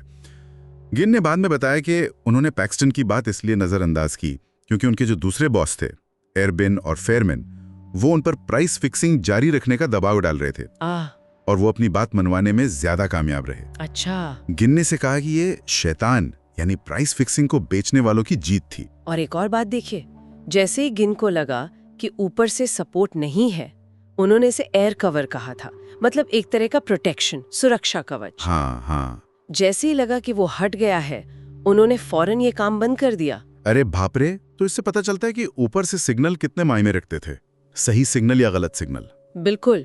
अच्छा, एक और कर्मचारी थे गेजॉन। उनकी कहानी तो और भी फंसाने वाली लगती है। उनके बॉस थे स्टेहलिक। उन्होंने गेजॉन को सीधे सीधे हुक्म दिया कि जाओ प्राइस फिक्सिंग मीटिंग्स में जाओ। Direct order? हाँ, डायरेक्ट ऑर्डर, पर साथ में ये चेतावनी भी दी कि देखो अगर पकड़े गए ना तो कंपनी भी सजा देगी और सरकार भी। लेकिन अगर मेरा हुक्म नहीं माना तो तुम्हारी नौकरी अभी जाएगी। बाप रे। अब सोचिए वो आदमी बेचारा किस उलझन में फंस गया होगा। इधर कुआं उधर खाई वाली बात हो गई। हाँ, ये दिखाता है कि लोग किस प्रेशर में, किस दबाव में काम कर रहे थे। हाँ। और कभी कभी तो बॉस भी कंफ्यूज लगते हैं, या शायद वो कंफ्यूज होने का नाटक करते हैं। क्या ना मुश्किल है। मतलब? एक अफसर थे स्मिथ, उन्होंने बताया कि वो अपने बॉस विंसन को मीटिंग्स के बारे में बताते तो थे, मगर कोड वर्ड में। कोड वर्ड में? जैसे? हाँ, जैसे वो कहते थे आज क्लैन से मिला। क्लैन मतलब अपना दल या कुनबा। अच्छा, क्लैन। अब विंसन ने बाद में कहा कि उन्हें लगा क्लैन का मतलब है कोई ग्राहक या शायद सेल्स टीम, कॉम्पिटिटर नहीं। अरे, अब कौन सच बोल रहा था कौन नहीं पता नहीं। पैक्सन की इसकी तुलना ताश के ब्रिज खेल के इशारों से की कि हो सकता है दोनों अपनी तरफ से सच बोल रहे हो पर मतलब बिल्कुल अलग समझ रहे हो। क्या ये जानबूझकर पैदा की गई अस्पष्टता थी या सचमुच की गलतफहमी? कहना मुश्किल है। हाँ, ये सवाल बना रहता है। और जो सबसे ऊपर बैठे थे, चेयरमैन कॉर्डनर और प्रेसिडेंट पैक्सटन, उन्होंने क्या कहा? उन्होंने तो साफ कह दिया, भाई हमें तो इस पूरे गोरख धंधे की भनक तक नहीं थी, कुछ पता ही नहीं था। अच्छा। हाँ, हालांकि केस सुनने वाले जज को उनकी बात पर शक तो था, पूरा यकीन नहीं हुआ जज को, पर वो इसे साबित नहीं कर पाए, कोई सबूत नहीं मिला। तो हमने देखा कैसे GE जैसी इतनी बड़ी कंपनी में इतने साफ नियमों के बावजूद सालों तक प्राइस फिक्सिंग चलती रही, और इसकी जड़ में कहीं ना कहीं कम्युनिकेशन की गड़बड़ियां थी। बिल्कुल। अधूरे इशारे, ये कोड वर्ड्स का इस्तेमाल, नौकरी जाने का डर और ऊपर से मिले जुले सिग्नल। मतलब सिर्फ नियम बना देना ही काफी नहीं होता शायद। बिल्कुल सही। और जो लेख का लेखक है ना, वो अंत में एक बहुत गहरा सवाल छोड़ जाता है।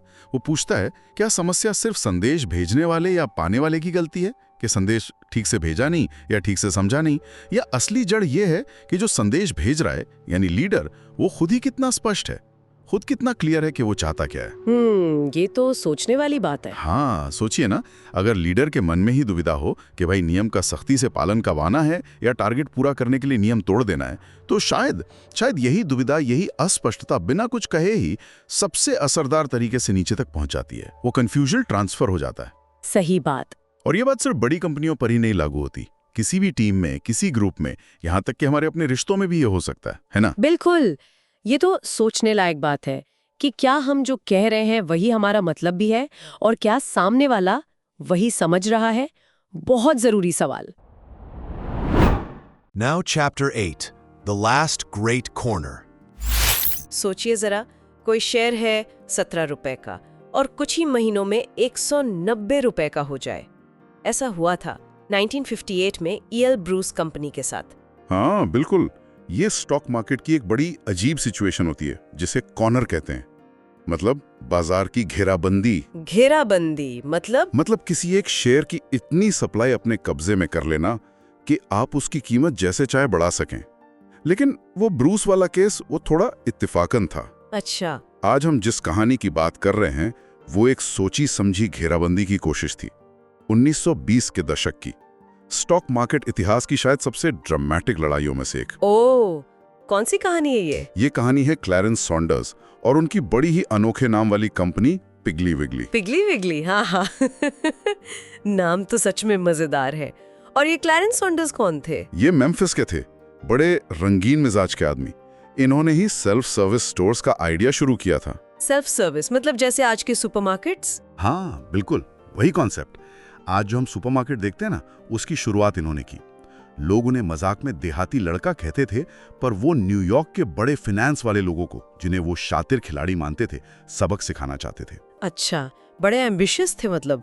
सुना है उन्होंने कोई पिंक पैलेस भी बनवाया था? हाँ, गुलाबी मार्बल का आलीशान घर, पिंक पैलेस।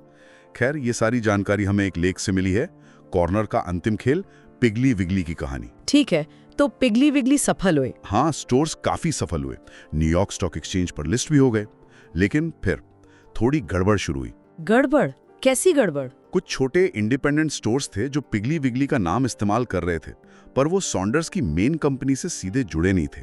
वो फेल होने लगे। ओह, और इसका असर मेन कंपनी पर पड़ा? सीधे तौर पर नहीं, लेकिन बाजार के कुछ बेयर्स ने, मतलब मंदड़ियों ने, जो कीमत गिरने पर पैसा बनाते हैं, उन्होंने इस मौके का फायदा उठाया। कैसे? अफवाहें फैलानी शुरू कर दी कि पूरी पिगली विगली कंपनी डूब रही है, और फिर शुरू की जोरदार शॉर्ट सेलिंग। शॉर्ट सेलिंग, ये टर्म सुना तो है, आसान भाषा में क्या है ये? बिल्कुल आसान है। मान लीजिए आपको लगता है कि XYZ कंपनी का शेयर गिरेगा। आप अपने ब्रोकर से उसके 100 शेयर उधार लेते हैं और आज के भाव मान लीजिए $50 पर बेच देते हैं। ठीक है, तो $5000 मिल गए। हाँ, अब कुछ दिन बाद शेयर गिरकर $40 हो जाता है, तो आप $4000 में 100 शेयर खरीद कर ब्रोकर को वापस कर देते हैं। और $1000 का फायदा? एग्जैक्टली, यही है शॉर्ट सेलिंग। लेकिन अगर शेयर $60 चला गया तो $6000 में खरीदने पड़ेंगे, $1000 का नुकसान, और शेयर लौटाने तो पड़ेंगे ही। बिल्कुल, इसीलिए वॉल स्ट्रीट में पुरानी कहावत है, जो वो बेचता है जो उसका नहीं, उसे वापस खरीदना ही होगा, वरना जेल जाना पड़ेगा। समझ गई। तो इस बेयर रेट से, मतलब अफवाहों और शॉर्ट सेलिंग से, पिगली विगली का शेयर $50 से गिरकर $40 के नीचे आ गया। सॉन्डर्स तो भड़क गए होंगे। अरे आग बबूला, उन्होंने ऐलान कर दिया, मैं वॉल स्ट्रीट के इन धुरंधरों को उनके ही खेल में हराऊंगा। वाह, फिर क्या किया? उन्होंने करीब $1 करोड़ का कर्ज उठाया। $1 करोड़ उस जमाने में? हाँ, बहुत बड़ी रकम थी। और उस पैसे से पिगली विगली के शेयर्स धड़ाधड़ खरीदने शुरू कर दिए। अखबारों में बड़े जोशीले ऐड दिए, वॉल स्ट्रीट को जुआरी और धोखेबाज बताया। अच्छा, पूरा मोर्चा खोल दिया। हाँ, और इसका असर भी हुआ। शेयर वापस $60 के ऊपर चला गया। ऐसा लगा जैसे डेविड ने गोलियात को चुनौती दे दी हो। लेकिन सॉन्डर्स यहीं नहीं रुके होंगे, है ना? नहीं, बिल्कुल नहीं। उन्होंने एक और बड़ी चालाक चाल चली। क्या? उन्होंने आम पब्लिक को शेयर बेचे। बाजार भाव करीब $70 था, पर उन्होंने $55 में बेचे। सस्ते में? क्यों? यही तो पेच था। शर्त यह थी कि पेमेंट किश्तों में होगी और शेयर सर्टिफिकेट वो मिलेगा आखिरी किश्त चुकाने के बाद। इसका क्या मतलब हुआ? मतलब ये कि वो शेयर तुरंत बाजार में वापस बिकने के लिए आ ही नहीं सकते थे। सॉन्डर्स चाहते थे कि शेयरों की सप्लाई कम रहे ताकि उनका कंट्रोल बना रहे। लोगों को लगा सस्ता सौदा मिला, पर सॉन्डर्स शॉर्ट सेलर्स के लिए जाल बिछा रहे थे। गजब की चाल। पर क्या स्टॉक एक्सचेंज या उनके ब्रोकर को शक नहीं हुआ? हुआ। उनके जो मेन ब्रोकर थे, JC लिवरमोर, बहुत बड़े ट्रेडर थे वो, उन्हें भनक लग गई कि सॉन्डर्स कॉर्नर करने की कोशिश कर रहे हैं। वो पीछे हट गए। ओह, तो लिवरमोर हट गए। फिर आया वो दिन, 20 मार्च 1923। सॉन्डर्स ने ऐलान किया कि जिन शॉर्ट सेलर्स ने शेयर उधार लिए थे, वो अब उन्हें वापस करें। लेकिन शेयर तो बाजार में थे ही नहीं। ज्यादातर तो सॉन्डर्स के पास थे या उन लोगों के पास जो किश्तें चुका रहे थे। बिल्कुल। अब शॉर्ट सेलर्स कहां से लाते शेयर? कीमत आसमान छूने लगी। $75 से $124। शॉर्ट सेलर्स बुरी तरह फंस गए। लग रहा था सॉन्डर्स जीत गए। बाजी पलट दी उन्होंने। हाँ, लग तो रहा है, लेकिन कहानी में शायद कोई और मोड़ आया। क्यों? और सिर्फ रोका ही नहीं, शॉर्ट सेलर्स को शेयर लौटाने की जो डेडलाइन थी, उसे भी बढ़ा दिया। कारण बताया कि बाजार में पैनिक फैल सकता था, उसे रोकना है। लेकिन ये तो सॉन्डर्स के खिलाफ गया। कई लोगों को लगा होगा कि एक्सचेंज अपने मेंबर्स को बचा रहा है, तो शायद शॉर्ट सेलर थे। यही बात थी। बहुत से लोगों ने यही माना। सॉन्डर्स तो हैरान रह गए, उन्हें गुस्सा आया। उन्होंने एक्सचेंज पर वादा खिलाफी का आरोप लगाया, कहा यह चीटिंग है। जाहिर है, मतलब खेल के बीच में नियम बदल दिए। हाँ, सॉन्डर्स ने कहा ठीक है, सेटलमेंट करना है तो $150 प्रति शेयर दो। फिर कीमत बढ़ाकर $250 कर दी। लेकिन डेडलाइन तो बढ़ गई थी। बस वही हुआ। डेडलाइन बढ़ने से शॉर्ट सेलर्स को टाइम मिल गया। उन्होंने दूसरे निवेशकों से, जैसे कोई विधवा है, कोई आम आदमी जिसके पास थोड़े शेयर थे, उनसे लगभग $100 के भाव पर शेयर खरीद लिए। ओह, तो सॉन्डर्स को कैश देने के बजाय उन्होंने वही शेयर वापस कर दिए जिनकी सॉन्डर्स को अब कोई जरूरत नहीं थी। उनकी पूरी घेराबंदी, उनका पूरा कॉर्नर टूट गया। बाप रे, मतलब जीते जीते हार गए। बुरी तरह हारे। उन पर भारी कर्ज चढ़ गया। हाथ में रह गए ढेर सारे शेयर जिनकी कीमत धड़ाम से गिर चुकी थी। उन्हें अपनी ही बनाई कंपनी से निकाल दिया गया। अपनी ही कंपनी से? हाँ, और बाद में उन्हें दिवालिया भी घोषित कर दिया गया। उनका एक बड़ा मशहूर कोट है इसी बारे में, उनके पास पिगली विगली का शरीर है लेकिन आत्मा नहीं। बहुत दर्द था उसमें। वाकई दुखद अंत हुआ। लोगों की सिंपैथी तो उनके साथ रही होगी। हाँ, आम लोगों को उनसे सहानुभूति थी। उन्होंने कर्ज चुकाने के लिए मेम्फिस में स्टॉक बेचने की कोशिश की, पर वो सफल नहीं हुई। कुछ ऑडिट वगैरह के इश्यूज आ गए। पिंक पैलेस को लेकर भी विवाद था। लेकिन उन्होंने हार नहीं मानी शायद। नहीं, बाद में उन्होंने एक नई ग्रोसरी चेन शुरू की। नाम रखा सोल ओनर। सोल ओनर, नाम में ही व्यंग्य है कि अब बस नाम ही अपना है। बिल्कुल। उससे फिर कुछ पैसा बनाया, लेकिन फिर आई ग्रेट डिप्रेशन, महामंदी। उसमें फिर दिवालियां हो गए। ओह, 2 बार दिवालियां हुए। हाँ, जीवन के आखिरी सालों में वो एक ऑटोमेटेड स्टोर के आइडिया पे काम करते रहे, की डूजल नाम से, पर वो चला नहीं। 1953 में उनका निधन हो गया। और वो पिंक पैलेस, वो आज मेम्फिस में एक म्यूजियम है। उनकी कहानी याद दिलाता है। तो इस पूरी कहानी से मतलब क्या सबक मिलता है? ये सिर्फ शेरों का खेल तो नहीं था? नहीं, बिल्कुल नहीं। ये कहानी है एम्बिशन की, जुनून की, सिस्टम से टकराने की। ये दिखाती है कि कैसे एक अकेला इंसान नियमों के अंदर रहकर भी पूरे सिस्टम को चैलेंज कर सकता है। हाँ, लेकिन ये भी दिखाती है कि सिस्टम कैसे खुद को बचाने के लिए नियम मोड़ भी सकता है। सही कहा। और ये सॉन्डर्स के किरदार के बारे में भी है। इनोवेशन का गजब का टैलेंट था उनमें, लेकिन शायद हद से ज्यादा आत्मविश्वास और वो सिस्टम से लड़ने की जिद, वो उन्हें नीचे ले आई। सोचने वाली बात यह है कि क्या आज के ज़माने में इतने रेगुलेशन के बाद ऐसा कॉर्नर करना वाकई नामुमकिन है? अच्छा सवाल है। शायद उस तरह का खुल्लम खुल्ला कॉर्नर मुश्किल हो, लेकिन क्या बाजार को मैनिपुलेट करने, उसे अपने काबू में करने के नए तरीके नहीं आ गए हैं? हाँ, तरीके बदल गए होंगे शायद। ये सोचने वाली बात है। वाकई एक दिलचस्प कहानी थी है। Now, Chapter 9, A Second Sort of Life. सोचिए जरा, एक बड़ा सरकारी अफसर जिसे वॉल स्ट्रीट वाले समाजवाद का प्रतीक मानते थे, हाँ, वो अचानक सरकार छोड़ दे, वॉल स्ट्रीट पहुंच जाए और करोड़पति बन जाए। कमाल है। ये कहानी है डेविड लिलियंथल की। बिल्कुल। वो अमेरिका की मतलब मशहूर टेनेसी वैली अथॉरिटी TVA और फिर एटॉमिक एनर्जी कमीशन AEC इनके हेड थे। काफी पावरफुल पोजीशंस। हाँ, बहुत। तो फिर ऐसा क्या हुआ कि भाई उन्होंने सब छोड़कर बिजनेस की दुनिया चुन ली? चलिए आज ऐसी दिलचस्प सफर को समझते हैं। हाँ, देखते हैं। हमारे पास उनके जीवन पर आधारित कुछ लेख हैं और उनकी अपनी बातें भी हैं, जिनसे हम उनकी कहानी के अहम पहलुओं को जानेंगे। ठीक है। तो सबसे पहले ये समझते हैं कि लिलियंथल सरकारी नौकरी में थे क्यों। वो रूजवेल्ट के जमाने के बड़े अफसर थे ना, खासकर TVA से जुड़े थे। हाँ, TVA चेयरमैन थे। और TVA वो बिजली बनाने वाली एक बहुत बड़ी सरकारी कंपनी थी। बिल्कुल, जो सीधे प्राइवेट कंपनियों को टक्कर देती थी। इसीलिए वॉल स्ट्रीट इसे मतलब बढ़ता हुआ समाजवाद मानता था। सही बात है। बाद में वो अमेरिका के पहले एटॉमिक एनर्जी कमीशन के चेयरमैन भी बने। काफी विवादास्पद भी रहे सुनाए। हाँ, वो भी थे। लेकिन फिर 1950 में 50 साल की उम्र में उन्होंने इस्तीफा दे दिया। 50 की उम्र में? क्यों? वजह उन्हें लगा कि वो ऐसी नौकरियों में जरूरत से ज्यादा टिक गए, तो शायद समझौता करने लगे अपने उसूलों से। अच्छा। वो ज्यादा खुलकर बोलना चाहते थे। पर एक और दिलचस्प बात है, उन्हें डर था कि प्राइवेट जिंदगी में वो पैसे कैसे कमाएंगे। सच में? इतने बड़े अफसर को? हाँ, यहाँ तक कि उनकी पत्नी और दोस्तों ने मजाक में उन्हें वो भीख मांगने वाला कटोरा, बेगर्स टिन कप और गिटार गिफ्ट किया। अरे बाप रे, मतलब डर तो था पर शायद थोड़ी राहत भी मिली होगी छोड़ने के बाद। बिल्कुल, राहत मिली। अब जासूस साथ नहीं घूमेंगे, है ना? कांग्रेस में वो तीखे सवाल नहीं होंगे। हाँ, वो तो है। और सबसे बड़ी बात, वो अपनी पत्नी से काम के बारे में खुलकर बात कर पाएंगे। AEC में तो इतनी सीक्रेसी थी कि मतलब घर पर भी कुछ नहीं बता सकते थे। सोचिए कितना प्रेशर रहा होगा। तो नौकरी छोड़ी, फिर क्या सीधे बिजनेस? नहीं, एकदम से नहीं। उन्हें अच्छी यूनिवर्सिटी से, बड़ी लॉ फर्म से ऑफर्स आए थे, पर उन्होंने मना कर दिया। अच्छा। उन्होंने पहले लाजार्ड फ्रेयर्स नाम की एक जानी मानी इन्वेस्टमेंट बैंकिंग फर्म है, उसके लिए सलाहकार, कंसल्टेंट के तौर पर पार्ट टाइम काम शुरू किया। ओके, धीरे धीरे मतलब। हाँ, एक तरह से पुरानी दुनिया और नई के बीच पुल जैसा। और इसी दौरान उन्होंने भारत पाकिस्तान के बीच वो जो कश्मीर और सिंधु नदी, इंडस रिवर के पानी को लेकर विवाद था, हाँ, उसको सुलझाने का एक आइडिया भी दिया था, जो बाद में वर्ल्ड बैंक की मदद से लागू भी हुआ। अरे वाह, ये तो इंटरेस्टिंग है। लेकिन असली मोड़ तो तब आया जब वो मिनरल सेपरेशन नाम की एक छोटी डूबती हुई कंपनी से जुड़े। है ना? बिल्कुल सही। वो था असली टर्निंग पॉइंट।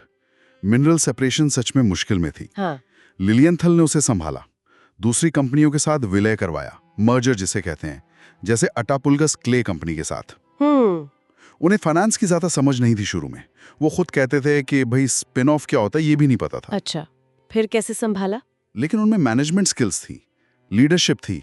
उन्होंने मैनेजमेंट संभाला और कंपनी चल पड़ी। और यहीं उन्हें वो मशहूर स्टॉक ऑप्शन मिला। हाँ, वही जैकपॉट। इसको आसान भाषा में समझे तो जैसे आपको आज किसी चीज को सस्ते दाम पर खरीदने का कूपन मिल जाए, इस उम्मीद में कि कल उसकी कीमत बढ़ जाएगी। बिल्कुल सही।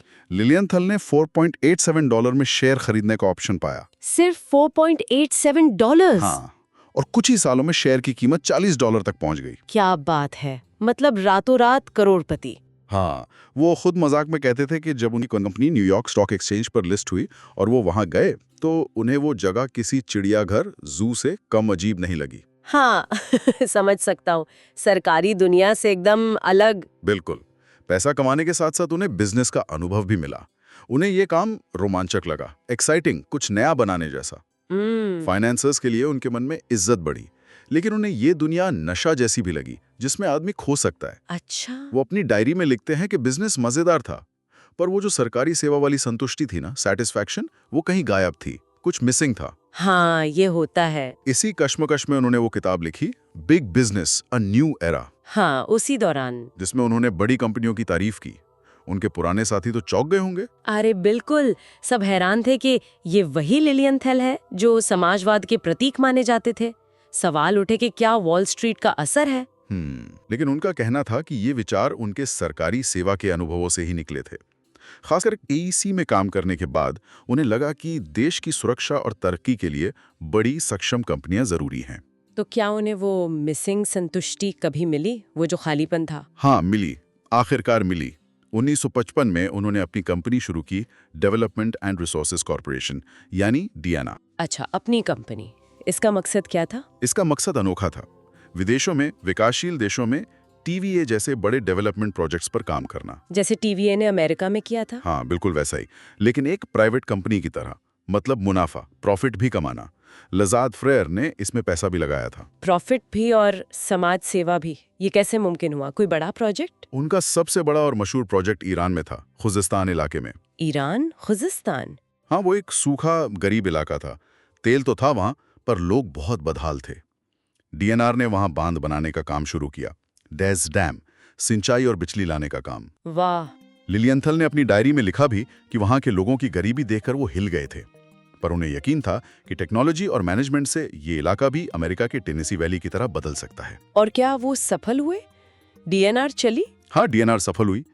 कंपनी ने मुनाफा कमाया, कई देशों में काम किया, और खास बात ये कि ये कंपनी ऐसे युवाओं को अट्रैक्ट करने लगी जो सिर्फ पैसे के लिए नहीं, बल्कि दुनिया में कुछ अच्छा बदलाव लाने के मकसद से काम करना चाहते थे। अच्छा। तो कह सकते हैं कि लिलियनथल को आखिरकार प्राइवेट बिजनेस में वो संतुष्टि मिली, वो मकसद मिला जो शायद उन्हें सरकारी नौकरी की ऊंचाई पर भी पूरी तरह महसूस नहीं हुआ था। तो ये थी डेविड लिलियनथल की कहानी, एक ऐसे इंसान की जिसने सरकारी सेवा के शिखर को भी छुआ और फिर बिजनेस की दुनिया में भी बड़ी कामयाबी हासिल की। विवादों से घिरे रहे, पर अपने उसूलों पर या कहीं अपने रास्ते पर चलते रहे। हाँ, और उनकी कहानी एक सवाल जरूर छोड़ जाती है ना, कि क्या बड़ी बिजनेस की दुनिया में रहते हुए भी समाज की भलाई का काम पूरी ईमानदारी से किया जा सकता है? क्या मुनाफा कमाने का मकसद और बड़ा उद्देश्य ये साथ साथ चल सकते हैं? ये वाकई सोचने वाली बात है। Now, Chapter 10, Stockholder Season. सोचिए जरा, अगर आप मान लीजिए गूगल या टाटा जैसी किसी बहुत बड़ी कंपनी के थोड़े से मालिक हों, कैसा लगता है ये सोचकर? आप एक शेयर होल्डर हैं, मतलब कंपनी के मालिक का एक हिस्सा। पर सवाल यह है कि क्या आपकी आवाज़ सच में सुनी जाती है? क्या आपकी कोई चलती है? आज हम इसी दुनिया में थोड़ी गहरी पड़ताल करेंगे। कॉर्पोरेट एनुअल मीटिंग्स की दुनिया, ये वो जगह है जहाँ कहने को तो थियोरेटिकली शेयर होल्डर्स को अपनी बात रखने का मौका मिलता है। हाँ, थियोरेटिकली तो यही होता है। और हमारे पास ना 1960s की अमेरिकी कंपनियों की मीटिंग्स की कुछ मजेदार कहानियां हैं। ये कोई ऐसी वैसी बोरिंग मीटिंग्स नहीं थी। इनमें आपको ड्रामा मिलेगा, मजाक मिलेगा और कभी-कभी तनाव भी। बिल्कुल। हम देखेंगे कि कैसे कंपनी के जो बड़े बॉस होते हैं, मतलब मैनेजमेंट, और कुछ गिने चुने बहुत एक्टिव शेयर होल्डर्स के बीच एक अजीब सा रिश्ता था। हाँ, आवाज उठाने वाले शेयर होल्डर्स। तो चलिए समझते हैं इस पूरे मामले को, खोलते हैं इसे। देखिए, होता यह है कि बड़ी कंपनियों में असली पावर, असली ताकत अक्सर डायरेक्टर्स और मैनेजर्स के हाथ में ही होती है। भलाई कागजों पर मालिक शेयर होल्डर्स क्यों ना हो। सही बात है। ज्यादातर शेयर होल्डर्स का क्या है, या तो उन्हें कंपनी के काम से ज्यादा मतलब नहीं, अनजान होते हैं, या फिर जब तक कंपनी अच्छा पैसा कमा रही है, मतलब प्रॉफिट आ रहा है, डिविडेंड बढ़ रहा है, तो उन्हें ज्यादा फर्क नहीं पड़ता। हाँ, ये बिल्कुल वैसा है जैसे अपनी गाड़ी अगर ठीक चल रही हो तो कौन मैकेनिक से ज्यादा सवाल पूछता है ना? बिल्कुल। तो एनुअल मीटिंग ही वो एक मौका होता है जब शेयर होल्डर्स सीधे मैनेजमेंट से सवाल कर सकते हैं। हाँ, पर अक्सर होता ये है कि ये मीटिंग्स बस एक फॉर्मेलिटी बनकर रह जाती हैं। आप अंदाजा लगाइए कितने वोट मैनेजमेंट के पक्ष में जाते होंगे। कितने? करीब करीब 99%। 99%? मतलब लगभग सभी लोग मैनेजमेंट की हाँ में हाँ मिला देते हैं। तो क्या ये हमेशा से इतना शांत मामला रहता था? कुछ एक्शन नहीं होता था? जी नहीं। खासकर 1966 की बात करें तो माहौल थोड़ा गर्म था। पिछले साल कुछ मीटिंग्स में शेयर होल्डर्स ने काफी हंगामा किया था, आवाज उठाई थी। तो इस साल मैनेजमेंट ने तय कर लिया था कि इनसे जरा सख्ती से निपटा जाए। अच्छा, सख्ती से? हाँ, बल्कि कुछ कंपनियों ने तो अपनी मीटिंग्स न्यूयॉर्क जैसे बड़े शहरों से हटाकर छोटी दूर की जगहों पर रखनी शुरू कर दी। ओह, क्यों?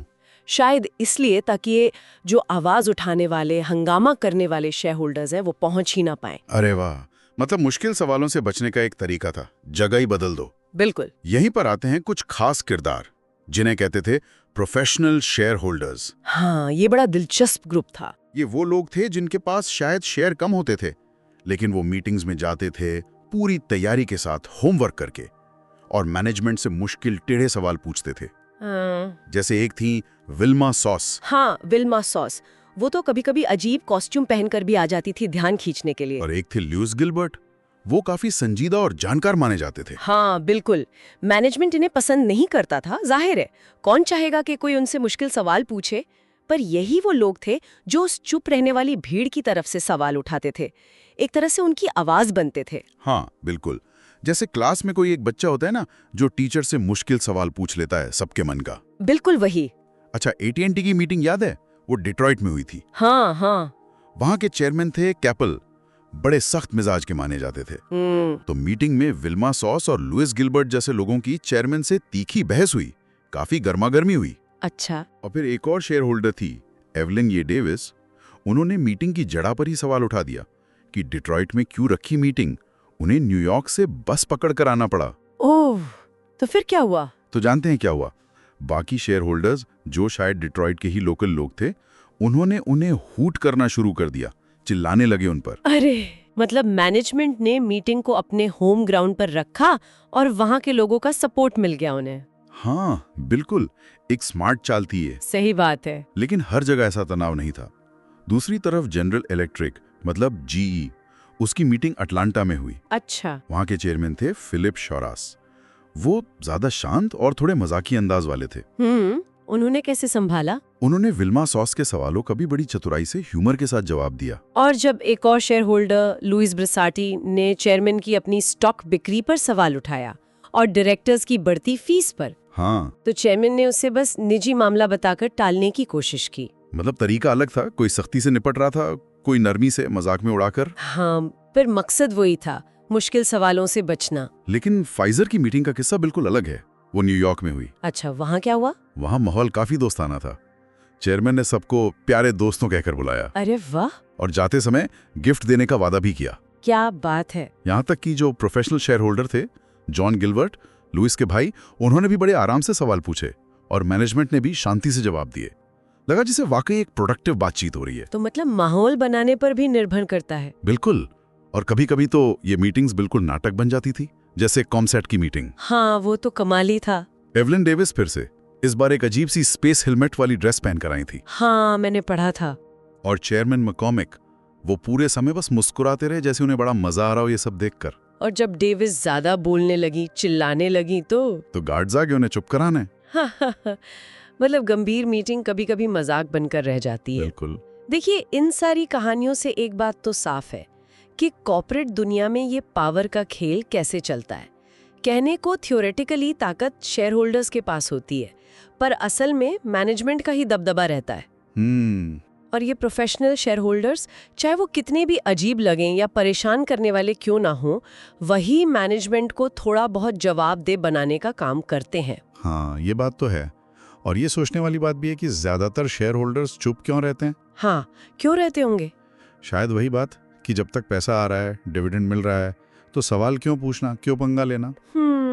शायद एक तरह से अगर सब ठीक चल रहा है तो हम ज्यादा बदलाव नहीं चाहते, कंफर्टेबल रहते हैं। हाँ, तो सवाल ये उठता है कि जब ज्यादातर लोग चुप रहें और सिर्फ कुछ ही लोग, भले ही थोड़े अजीब ढंग से ही सही, आवाज उठाएं, तो क्या ये किसी भी ग्रुप के लिए या समाज के लिए एक अच्छी बात है? ये एक बड़ा सवाल है, और एक आखिरी विचार जो लेखक ने उठाया है वो राजा लियर के नाटक से जुड़ा है। अच्छा, राजा लियर। हाँ, कहानी में जब सच बोलने का काम सिर्फ विदूषक मतलब फूल पर छोड़ दिया जाता है तो आखिर में सबके लिए मुसीबत खड़ी हो जाती है।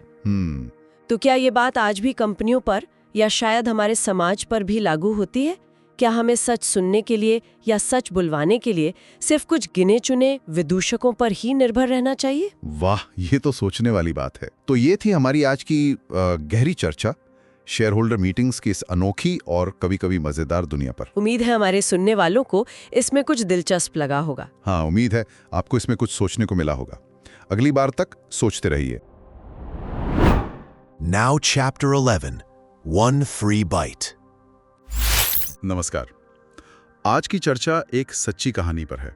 एक साइंटिस्ट, एक बड़ी नौकरी का ऑफर और कंपनी के कुछ रहस्य। सोचिए 1962 का अमेरिका, स्पेस रेस का जमाना था। एक होनहार साइंटिस्ट थे डोनाल्ड वोल्गेमुथ। वो बीएफ गुडरिच कंपनी के लिए स्पेस सूट बनाने के एक बहुत जरूरी काम में लगे थे। हाँ, वो उस वक्त काफी अहम काम था। बिल्कुल। लेकिन फिर उन्हें एक दूसरी बड़ी कंपनी इंटरनेशनल लेटेक्स, जो गुडरिच की सीधी कंपेटिटर थी, उनसे कई ज्यादा सैलरी और एक बड़ी पोस्ट का ऑफर मिला। तो ये कहानी सिर्फ नौकरी बदलने की नहीं है। नहीं, बिल्कुल नहीं। ये इस बात की है कि जब कोई बहुत जरूरी जानकारी जानने वाला व्यक्ति कंपनी छोड़ता है तो क्या होता है। हमारा मकसद है इस पूरी कानूनी लड़ाई और ट्रेड सीक्रेट मतलब व्यापार रहस्य के कॉन्सेप्ट को आसान भाषा में समझना। तो चलिए इस मामले की गहराई में उतरते हैं। तो ये जो वोल्गेमुथ थे, काफी काबिल साइंटिस्ट थे, गुडरिच में स्पेस सूट डिपार्टमेंट के मैनेजर। हाँ, मर्क्यूरी एस्ट्रोनॉट्स की सूट बनाने में उनका बड़ा हाथ था। बिल्कुल। पर वो अपनी सैलरी से और शायद काम करने की जगह से भी, सुना है एसी वगैरह नहीं था, धूल भरी जगह पर, तो थोड़े नाखुश थे।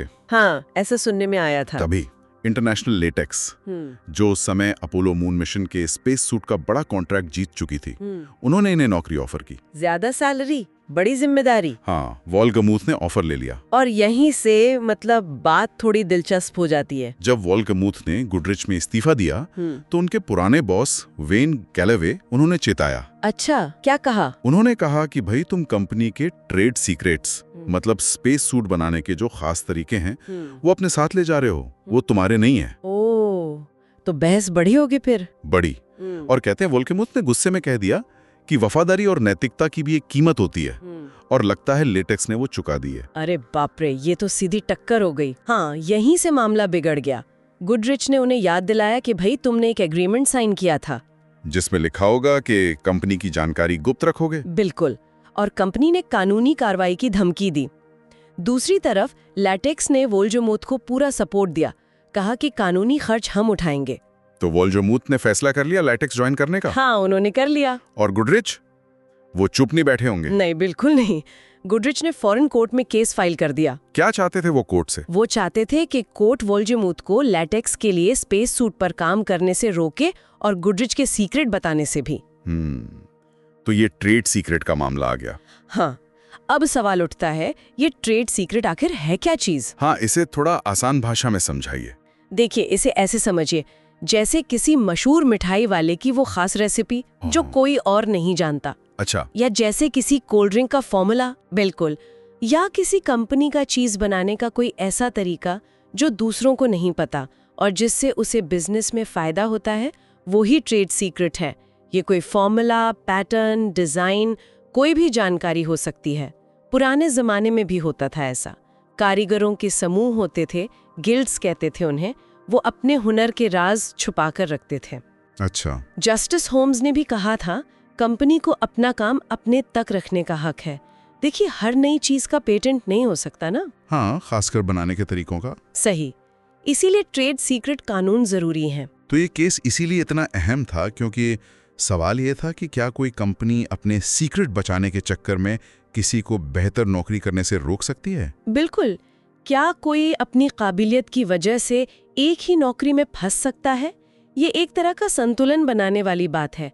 कंपनी के अधिकार और एक व्यक्ति की अपनी करियर ग्रोथ की आजादी। कोर्ट में क्या हुआ फिर? गुडरिच ने कैसे साबित किया कि उनके पास सीक्रेट्स हैं? गुडरिच ने कोशिश की। उन्होंने बताया कि हमारे पास स्पेस सूट बनाने के कई सीक्रेट्स हैं, जैसे हेलमेट बनाने का तरीका, ग्लव्स बनाने का तरीका, और वोल्गेमुथ को ये सब पता है। और वो गुस्से वाला बयान वो भी इस्तेमाल किया होगा? हाँ, उसे भी सबूत की तरह पेश किया कि देखो इनका इरादा ठीक नहीं लग रहा। और बचाव पक्ष ने क्या कहा, वोल्गेमुथ और प्लैटिक्स ने? उन्होंने कहा कि ये तरीके कोई खास सीक्रेट नहीं है, ये तो इंडस्ट्री में मतलब आम जानकारी जैसी है। और यहाँ एक मजेदार बात हुई। क्या? उन्होंने कोर्ट में प्लेटेक्स का गोल्डन गर्डल पेश किया। क्या गर्डल? वो महिलाओं वाला अंडरगारमेंट, वो क्यों? हाँ, ये दिखाने के लिए कि गुडरिच जिस नियोप्रीन कोटिंग प्रोसेस को अपना बड़ा सीक्रेट बता रही थी, अरे वैसा ही मिलता जुलता प्रोसेस तो इस आम गर्डल में भी इस्तेमाल होता है। कमाल है। उन्होंने ये भी तर्क दिया कि वोल्गेमुथ ने कोई कागजात तो लिए नहीं है, और इतनी सारी टेक्निकल डिटेल्स सिर्फ याद रखना, वो भी स्पेस सूट जैसी चीज की, बहुत मुश्किल है। सोचिए कोर्ट रूम का नजारा, एक तरफ गुडरिच का स्पेस सूट, दूसरी तरफ लेटेक्स का। शायद पहने हुए लोग भी थे। क्या ड्रामा रहा होगा। बिल्कुल। और यहाँ एक बड़ा कानूनी सवाल उठा क्या? कि क्या किसी को सीक्रेट बताने से पहले ही रोका जा सकता है, सिर्फ इस शक पर कि वो ऐसा कर सकता है? अच्छा, जैसे वो कहते हैं वन फ्री बाइट वाला नियम। हाँ, उसी से जोड़ा गया। जैसे मानते हैं कि किसी कुत्ते को तब तक खतरनाक नहीं कहते जब तक वो एक बार काट ना ले, तो क्या वोल्गेमुथ को भी सीक्रेट बताने का एक पहला मौका मिलना चाहिए था? लेकिन गुडरिच का तर्क भी सही लगता है कि जब दांव पर इतने बड़े सीक्रेट्स हों तो आप पहले नुकसान का इंतजार कैसे कर सकते हैं? सही बात है। तो पहली अदालत मतलब जज हावी, उन्होंने माना कि हाँ, गुडरिच के पास सीक्रेट्स हैं और वोल्गेमुथ उन्हें जानते भी हैं। लेकिन उन्होंने वोल्गेमुथ को लाइटेक्स में आम करने से तुरंत रोकने का आदेश नहीं दिया। उन्होंने कहा कि अभी ये साबित नहीं हुआ है कि वो जानबूझकर सीक्रेट बताएंगे, तो एक तरह से वन फ्री बाइट वाली बात मान ली। तो गुडरिच तो खुश नहीं हुए होंगे इससे? बिल्कुल नहीं। उन्होंने हार नहीं मानी। वो गए ऊपरी अदालत में, कोर्ट ऑफ अपील्स में अपील की। और वहां क्या हुआ? वहां फैसला पलट गया। ऊपरी अदालत ने कहा कि सीक्रेट्स के बाहर जाने का सिर्फ खतरा ही काफी है। थ्रेट, असली नुकसान होने का इंतजार करना जरूरी नहीं है। तो उन्होंने रोक दिया वोल्गेमुथ को? उन्होंने वोल्गेमुथ को गुडरिच के सीक्रेट्स बताने से रोक दिया, इंजंक्शन जारी किया। पर क्या वो लाइटेक्स में काम कर सकते थे स्पेस सूट पर? हाँ, ये अच्छी खबर थी वोल्गेमुथ के लिए। कोर्ट ने साफ किया कि वो लाइटेक्स में स्पेस सूट पर काम कर सकते हैं, बस अपनी पुरानी कंपनी के सीक्रेट्स इस्तेमाल नहीं करने। बिल्कुल, उन्हें अपनी सामान्य जानकारी और जो उनका अपना तजुर्बा है, अनुभव है, उसे इस्तेमाल करने की पूरी आजादी है। तो आखिरकार वोल्गेमुथ अपनी नई नौकरी पर बने रहे, लेकिन एक कानूनी बंधन के साथ। हाँ। और ये केस एक मिसाल बन गया। इसने दिखाया कि सीक्रेट्स बाहर जाने का सिर्फ खतरा ही काफी हो सकता है कंपनी के लिए एक्शन लेने को। बिल्कुल। और इसने ये भी दिखाया कि कंपनियों के लिए अपने इनोवेशंस बचाना और कर्मचारियों के लिए नौकरी बदलने की आजादी, इसके बीच संतुलन बनाना कितना मुश्किल है। जाहिर है इस सब के बाद वोल्गेमुथ को बहुत सावधानी से काम करना पड़ा होगा। हाँ, जैसा उन्होंने बाद में कहा भी कि अब अगर मुझे कोई और ऑफर मिलेगा तो मैं उस सवाल को बहुत ध्यान से सोचूंगा। शायद वो गुस्से वाला बयान उन्हें हमेशा याद रहा होगा। सबक मिला। जाते जाते एक सवाल हम भी छोड़ जाते हैं सोचने के लिए। कोई जानकारी कब तक आपकी अपनी होती है और कब वो आपके एम्प्लॉयर की बन जाती है, खासकर तब जब वो आपके दिमाग में हो, किसी कागज पर नहीं। हाँ, ये बड़ा पेचीदा सवाल है। सोचिए, अगर स्कूल में कोई खास प्रोजेक्ट बनाने का तरीका सीखा तो क्या वो तरीका स्कूल का है या आपका? इस पर विचार कीजिएगा। Now Chapter 12 In Defense of Sterling. अच्छा, सोचिए न्यूयॉर्क शहर में एक बहुत बड़ा, मतलब किले जैसा दिखने वाला बैंक है, एकदम फ्लोरेंस की किसी महल जैसा, पर उससे भी बड़ा। हाँ, federal reserve bank of New York. बिल्कुल। और ये इतना मजबूत, इतना सुरक्षित है कि आज तक कोई इसे लूटने की सोच भी नहीं पाया। आज हम इसी बैंक और 1964 के एक बड़े इकोनॉमिक क्राइसिस, एक आर्थिक संकट के बारे में बात करने वाले हैं। हाँ, वो पाउंड स्टर्लिंग वाला मामला है ना? वही, जब ब्रिटेन की करेंसी पाउंड बिल्कुल खतरे में आ गई थी। ये जानकारी काफी डिटेल्ड लेख से ली है हमने, तो चलें जरा खोलकर देखते हैं इसे। हाँ जरूर, देखते हैं क्या था ये पूरा मामला।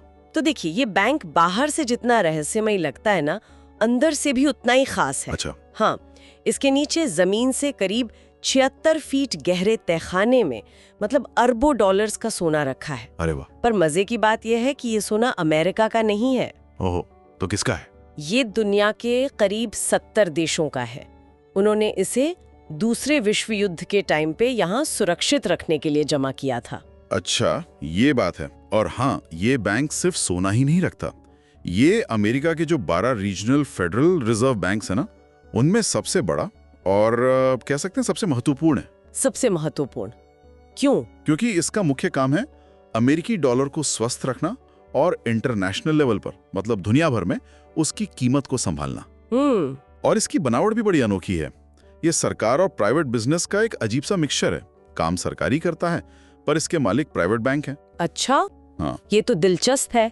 सरकारी काम, मालिक प्राइवेट। बिल्कुल। इसीलिए अंतर्राष्ट्रीय मामलों में इसका रोल काफी अहम हो जाता है। और यही रोल 1964 में सामने आया। उस साल ब्रिटेन एक बड़ी मुश्किल में फंस गया था। हाँ, वो उनका बैलेंस ऑफ पेमेंट्स का प्रॉब्लम था। बिल्कुल, वो अंतर्राष्ट्रीय स्तर पर जितना कमा रहे थे उससे कहीं ज्यादा खर्च कर रहे थे।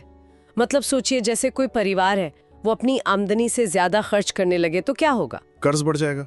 वही ब्रिटेन के साथ वही हो रहा था। और नतीजा, उनकी करेंसी पाउंड स्टर्लिंग की कीमत गिरने लगी। और ये बहुत चिंता की बात थी, खासकर ब्रिटेन जैसे देश के लिए जो व्यापार पर बहुत निर्भर करता है। डर किस बात का था? डर था डिवैल्यूएशन का। मतलब सरकार को अचानक पाउंड की कीमत बहुत ज्यादा गिरानी पड़ सकती थी। ऐसा पहले 1931 में हुआ था और फिर दुनिया भर में वो ग्रेट डिप्रेशन, वो भयानक आर्थिक मंदी आ गई थी। ओहो। तो लोगों के मन में वो डर बैठा हुआ था। ऊपर से 1964 में ब्रिटेन में चुनाव भी थे। हाँ, उससे तो और अनिश्चितता बढ़ गई होगी। बिल्कुल, बाजार में और ज्यादा अनसर्टेनिटी फैल गई। लोगों को डर था कि कहीं नई लेबर पार्टी की सरकार पाउंड को डीवैल्यू तो नहीं कर देगी। एक डर का माहौल बन गया था। तो जाहिर है पाउंड बचाने की कोशिशें शुरू हुई होंगी। हाँ, बैंक ऑफ इंग्लैंड ने फेडरल रिजर्व और दूसरी यूरोपीय बैंकों से मदद ली। करीब $1 अरब उधार लिए। $1 अरब? उस जमाने में तो ये बहुत बड़ी रकम रही होगी। हाँ, काफी बड़ी।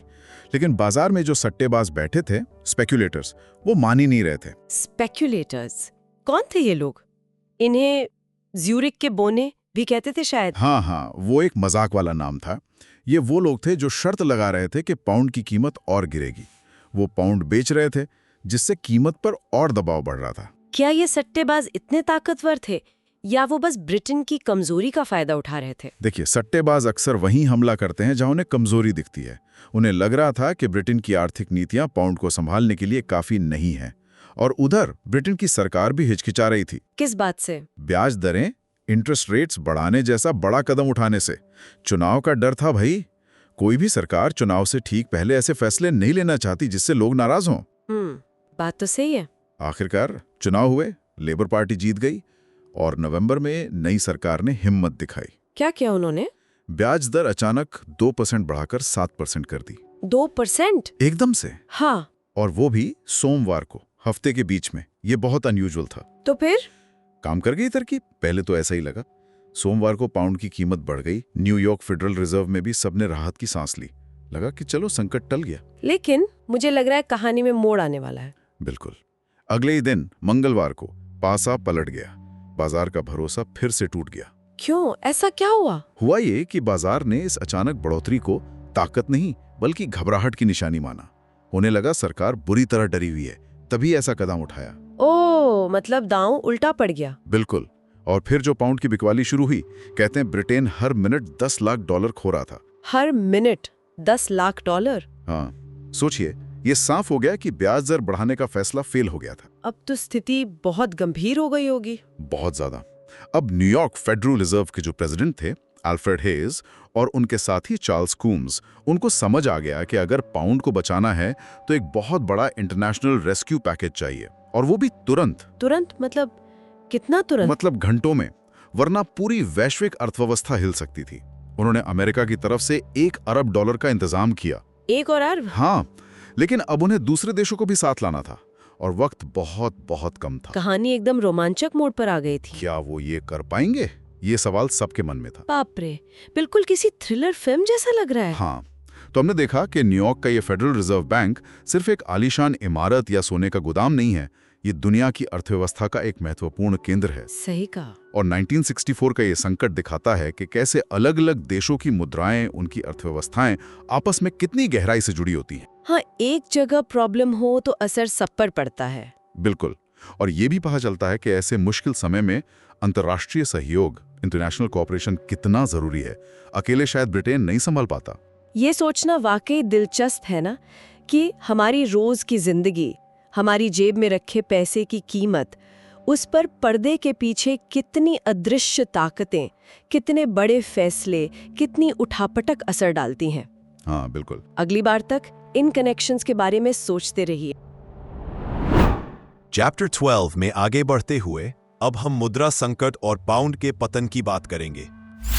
सोचिए जरा, आधी रात को फोन की घंटी बजती है और आपको पता चलता है कि ब्रिटिश पाउंड, हाँ वही पाउंड, दुनिया की एक सबसे अहम करेंसी, बस गिरने ही वाला है। जी हाँ। आज हम 1964 के उसी रोमांचक, बल्कि कहूं तो हैरत अंगेज वाकये की तह तक जाएंगे, जब दुनिया के बड़े सेंट्रल बैंकों ने मिलकर पाउंड को बचाने के लिए एक सीक्रेट प्लान बनाया। बिल्कुल, और ये किसी जासूसी कहानी से कम नहीं था। हमारे पास इससे जुड़े कुछ दिलचस्प दस्तावेज भी हैं, तो चलिए देखते हैं इसमें क्या खास बात है। बिल्कुल, और देखिए, ये सिर्फ पैसों का मामला नहीं था, ये भरोसे का, दबाव का और हाँ, अंतर्राष्ट्रीय सहयोग, मतलब देशों के बीच तालमेल का भी मामला था। सही कहा। हम देखेंगे कि कैसे कुछ चंद लोगों के फैसलों ने दुनिया की अर्थव्यवस्था को बचाने की एक बड़ी कोशिश की। हाँ, कोशिश तो जरूर की। तो ये सब शुरू हुआ नवंबर 1964 में। एल्फ्रेड हेज न्यूयॉर्क के फेडरल रिजर्व बैंक के प्रेसिडेंट थे, मतलब जैसे अपने यहाँ RBI है वैसे ही। जी, एल्फ्रेड हेज। वो घर पे थे एक शाम और तभी उन्हें बैंक से एक बहुत अर्जेंट कॉल आई। अच्छा, क्या हुआ था? मतलब क्या इमरजेंसी थी? देखिए, ब्रिटेन उस वक्त एक बड़े आर्थिक संकट से गुजर रहा था। उनका ट्रेड डेफिसिट, आपने बताया जैसे, हाँ, इंपोर्ट ज्यादा एक्सपोर्ट कम वाला मामला। बिल्कुल, वो बढ़ता ही जा रहा था। और जो बैंक ऑफ इंग्लैंड है, उनके पास जो विदेशी मुद्रा भंडार था, मतलब डॉलर और सोना, वो खत्म हो रहा था तेजी से। ओहो। और डर ये फैल गया था कि ब्रिटेन की जो नई सरकार आई है, वो पाउंड की कीमत कम कर देगी। अच्छा, डिवैल्यूएशन कर देगी। अच्छा, उस वक्त कीमत क्या थी? उस वक्त पाउंड $2.80 का था, तो डर था कि इसे कम ना कर दें। और इसी डर से लोग, मतलब जो स्पेक्यूलेटर्स होते हैं, हाँ, अंदाजे पे खेलने वाले, सही, वो धड़ाधड़ पाउंड बेच रहे थे। बैंक ऑफ इंग्लैंड को रोज पाउंड खरीदना पड़ रहा था, लाखों डॉलर्स खर्च करके, ताकि कीमत $2.78 से नीचे ना गिरे। बाप रे, मतलब ब्रिटेन तो दिवालिया होने की कगार पर था। लगभग। हालात बहुत नाजुक थे। फिर क्या हुआ? यहाँ से ड्रामा शुरू होता है ना? बिल्कुल। जरूरत थी एक बहुत बहुत बड़ी रकम की। अंदाजा लगाइए कितना? करीब $3 अरब। 3 अरब उस जमाने में। हाँ। और वो भी चाहिए थे फौरन, कुछ ही घंटों में, दुनिया के अमीर देशों के सेंट्रल बैंकों से, उधार के तौर पर। बाप रे, कैसे मुमकिन था ये? अमेरिका ने कहा, हम $1 अरब देंगे, बाकी का पैसा यूरोप, कनाडा और जापान से जुटाना था। ऐसा पहले कभी नहीं हुआ था। इतने बड़े स्केल पर कोई रेस्क्यू ऑपरेशन नहीं हुआ था। $3 अरब कुछ ही घंटों में, ये तो वाकई किसी थ्रिलर फिल्म जैसा लग रहा है। तो हेजी और उनके साथी चार्ल्स कूम्स, उन्होंने ये किया कैसे? उन्होंने बिल्कुल रात के अंधेरे में काम शुरू किया। 25 नवंबर की सुबह, सोचिए, सुबह 4 बजे से। 4 बजे? हाँ, दुनिया भर के सेंट्रल बैंकों को फोन घुमाना शुरू कर दिया। न्यूयॉर्क से टोक्यो, फ्रैंकफर्ट, पेरिस, मतलब पूरी दुनिया में कॉल्स जारी थीं। मकसद क्या था? मतलब सुबह 4 बजे कॉल करके क्या कह रहे थे? मकसद था इन सभी बैंकों को पाउंड बचाने के लिए इस बड़े लोन पैकेज में शामिल होने के लिए राजी करना।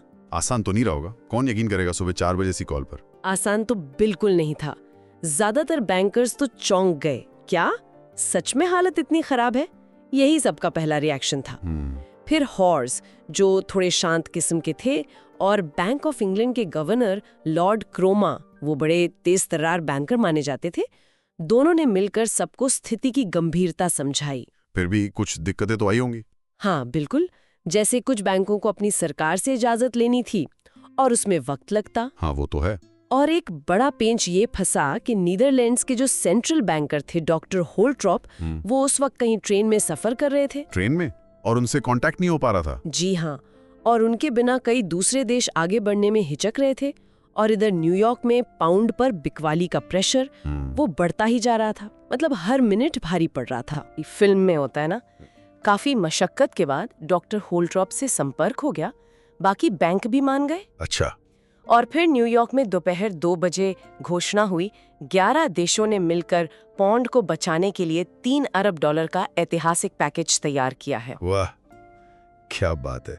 इस घोषणा का असर क्या हुआ फिर? बाजार ने कैसे रिएक्ट किया? घोषणा होते ही जैसे पासा ही पलट गया। जो लोग पौंड बेच रहे थे, मतलब स्पेक्यूलेटर्स, वो एकदम से घबरा गए। हाँ, डर गए होंगे। बिल्कुल। और वो पौंड खरीदने लगे। पौंड की कीमत तेजी से ऊपर चढ़ी। मिशन कामयाब। कमाल है। हेज ने इसे अपने करियर का सबसे संतोषजनक दिन बताया होगा फिर तो। हाँ, उन्होंने बाद में कहा कि ये उनके करियर का सबसे सैटिस्फाइंग दिन था। ये दिखाता है कि अगर मिलकर काम करें तो बड़े संकट भी टाले जा सकते हैं। सही बात है। लेकिन क्या ये कहानी यहीं खत्म हो गई? नहीं, बिल्कुल नहीं। ये तो बस एक, आप कह सकते हैं, फौरी राहत थी। जैसे दर्द की दवा ले ली हो, लेकिन बीमारी जड़ से खत्म नहीं हुई थी। अच्छा, मतलब प्रॉब्लम बनी रही है। हाँ, ब्रिटेन की जो मूल आर्थिक समस्याएं थीं वो वैसी ही रहीं। पौंड अगले कुछ सालों तक कमजोर ही बना रहा। तो फिर और मदद करनी पड़ी। जी, 1965 में एक और बचाव पैकेज देना पड़ा। इस बार तो सेंट्रल बैंकों ने मिलकर पौंड बेचने वालों को सबक सिखाने की भी कोशिश की, जिसे बेयर स्क्वीज कहते हैं। Bear squeeze. अच्छा। लेकिन फिर भी पौंड संभला नहीं, ब्रिटेन की मुश्किलें कम नहीं हुई। फिर 1967 में अरब इजराइल युद्ध हुआ, स्वेज नहर बंद हो गई, ब्रिटेन में बड़ी हड़तालें हुई। इन सब झटकों के बाद क्या हुआ? नवंबर 1967 में ब्रिटेन को आखिरकार पौंड का डीवैल्यूएशन करना ही पड़ा। कीमत $2.8 से घटाकर $2.4 कर दी गई। ओह, मतलब 3 साल की इतनी मेहनत, इतने बड़े पैकेज, सब बेकार। हेज को कैसा लगा होगा ये सुन के? कहते हैं जब हेज को ये खबर मिली तो उन्होंने कहा कि उन्हें फिजिकली सिक महसूस हुआ, जैसे कोई भरोसा टूट गया हो। समझ सकता हूँ। ये दिखाता है कि ये सिर्फ नंबरों का खेल नहीं है, इसमें इंसानी जज्बात भी जुड़े होते हैं। बिल्कुल। आर्थिक फैसलों का असर बहुत गहरा और व्यक्तिगत हो सकता है। तो पाउंड तो गिर गया, लेकिन क्या इसका असर डॉलर पर भी पड़ा? हाँ, यहीं से कहानी और दिलचस्प हो जाती है। अब डर ये फैल गया कि पौंड के बाद कहीं डॉलर की बारी ना आ जाए। अच्छा। लोगों ने सोचा डॉलर भी सेफ नहीं है, तो उन्होंने डॉलर बेचकर सोना खरीदना शुरू कर दिया। इसे गोल्ड रश कहा गया। गोल्ड रश मतलब सोने की तरफ भागे सब। हाँ, एक लंदन गोल्ड पूल हुआ करता था जिसमें अमेरिका और कुछ सहयोगी देश थे। उनका काम था सोने की कीमत $35 प्रति आउंस पर स्थिर रखना। ओके। वो सोना बेचते रहे कीमत कंट्रोल करने के लिए, लेकिन मांग इतनी ज्यादा थी कि अमेरिका का जो सोने का भंडार था वो तेजी से खत्म होने लगा। यानी एक संकट दूसरे संकट को जन्म दे रहा था। बिल्कुल। मार्च 1968 आते आते हालत बहुत गंभीर हो गई। एक दिन में करोड़ों डॉलर का सोना बिक रहा था। बाप रे। आखिरकार उस गोल्ड पूल को बंद करना पड़ा और सोने की 2 कीमतें तय हुई। एक सेंट्रल बैंकों के आपस के लेन देन के लिए, वही $35 प्रति ऑन्स, और दूसरी खुले बाजार के लिए जो डिमांड सप्लाई पर निर्भर थी। तो डॉलर का डिवैल्यूएशन टल गया। हाँ, उस वक्त तो डॉलर का डिवैल्यूएशन टल गया, पर यह साफ हो गया था कि जो पुरानी व्यवस्था थी ये अब ज्यादा दिन नहीं चलने वाली। ये बस एक अस्थायी समाधान था। तो ये थी पाउंड को बचाने की कोशिशों और फिर उसके गिरने की पूरी कहानी। मतलब दुनिया के सेंट्रल बैंकों ने 3 साल तक मिलकर एक करेंसी को थामने की भरपूर कोशिश की। हाँ, और चार्ल्स कोम्स मानते थे कि इस कोशिश ने कम से कम वक्त जरूर खरीदा और देशों के बीच सहयोग बढ़ाया। हेज निराश जरूर थे, लेकिन वो भी सहयोग के महत्व को समझते थे। और इस पूरे संकट से एक नई चीज भी निकली, स्पेशल ड्रॉइंग राइट्स यानी SDRs। SDRs ये क्या है? इन्हें पेपर गोल्ड भी कहा गया। मतलब एक तरह की नई अंतर्राष्ट्रीय मुद्रा जो भविष्य में अंतर्राष्ट्रीय लेन देन में शायद सोने का विकल्प बन सकती थी। अच्छा, पेपर गोल्ड, दिलचस्प है। हाँ, लेकिन सवाल फिर वही उठता है ना, क्या दुनिया कागज पर लिखे वादों पर, इन SDRs पर उतना ही भरोसा कर सकती है जितना वो हमेशा से चमकते हुए असली सोने पे करती आई है? बिल्कुल, ये एक बड़ा सवाल है और शायद आज भी उतना ही मौजू है। ये सोचने वाली बात है। वीडियो देखने के लिए धन्यवाद। हमें उम्मीद है कि आपको वीडियो पसंद आया होगा। अगर पसंद आया तो कृपया लाइक बटन दबाएं। और यदि आपको हमारा कंटेंट पसंद है तो हमारे चैनल को सब्सक्राइब करने पर विचार करें। यह हमें ऐसा और कंटेंट बनाने के लिए प्रेरणा देता है। इसे अपने दोस्तों, परिवार और कम्युनिटी ग्रुप्स के साथ शेयर करना ना भूले।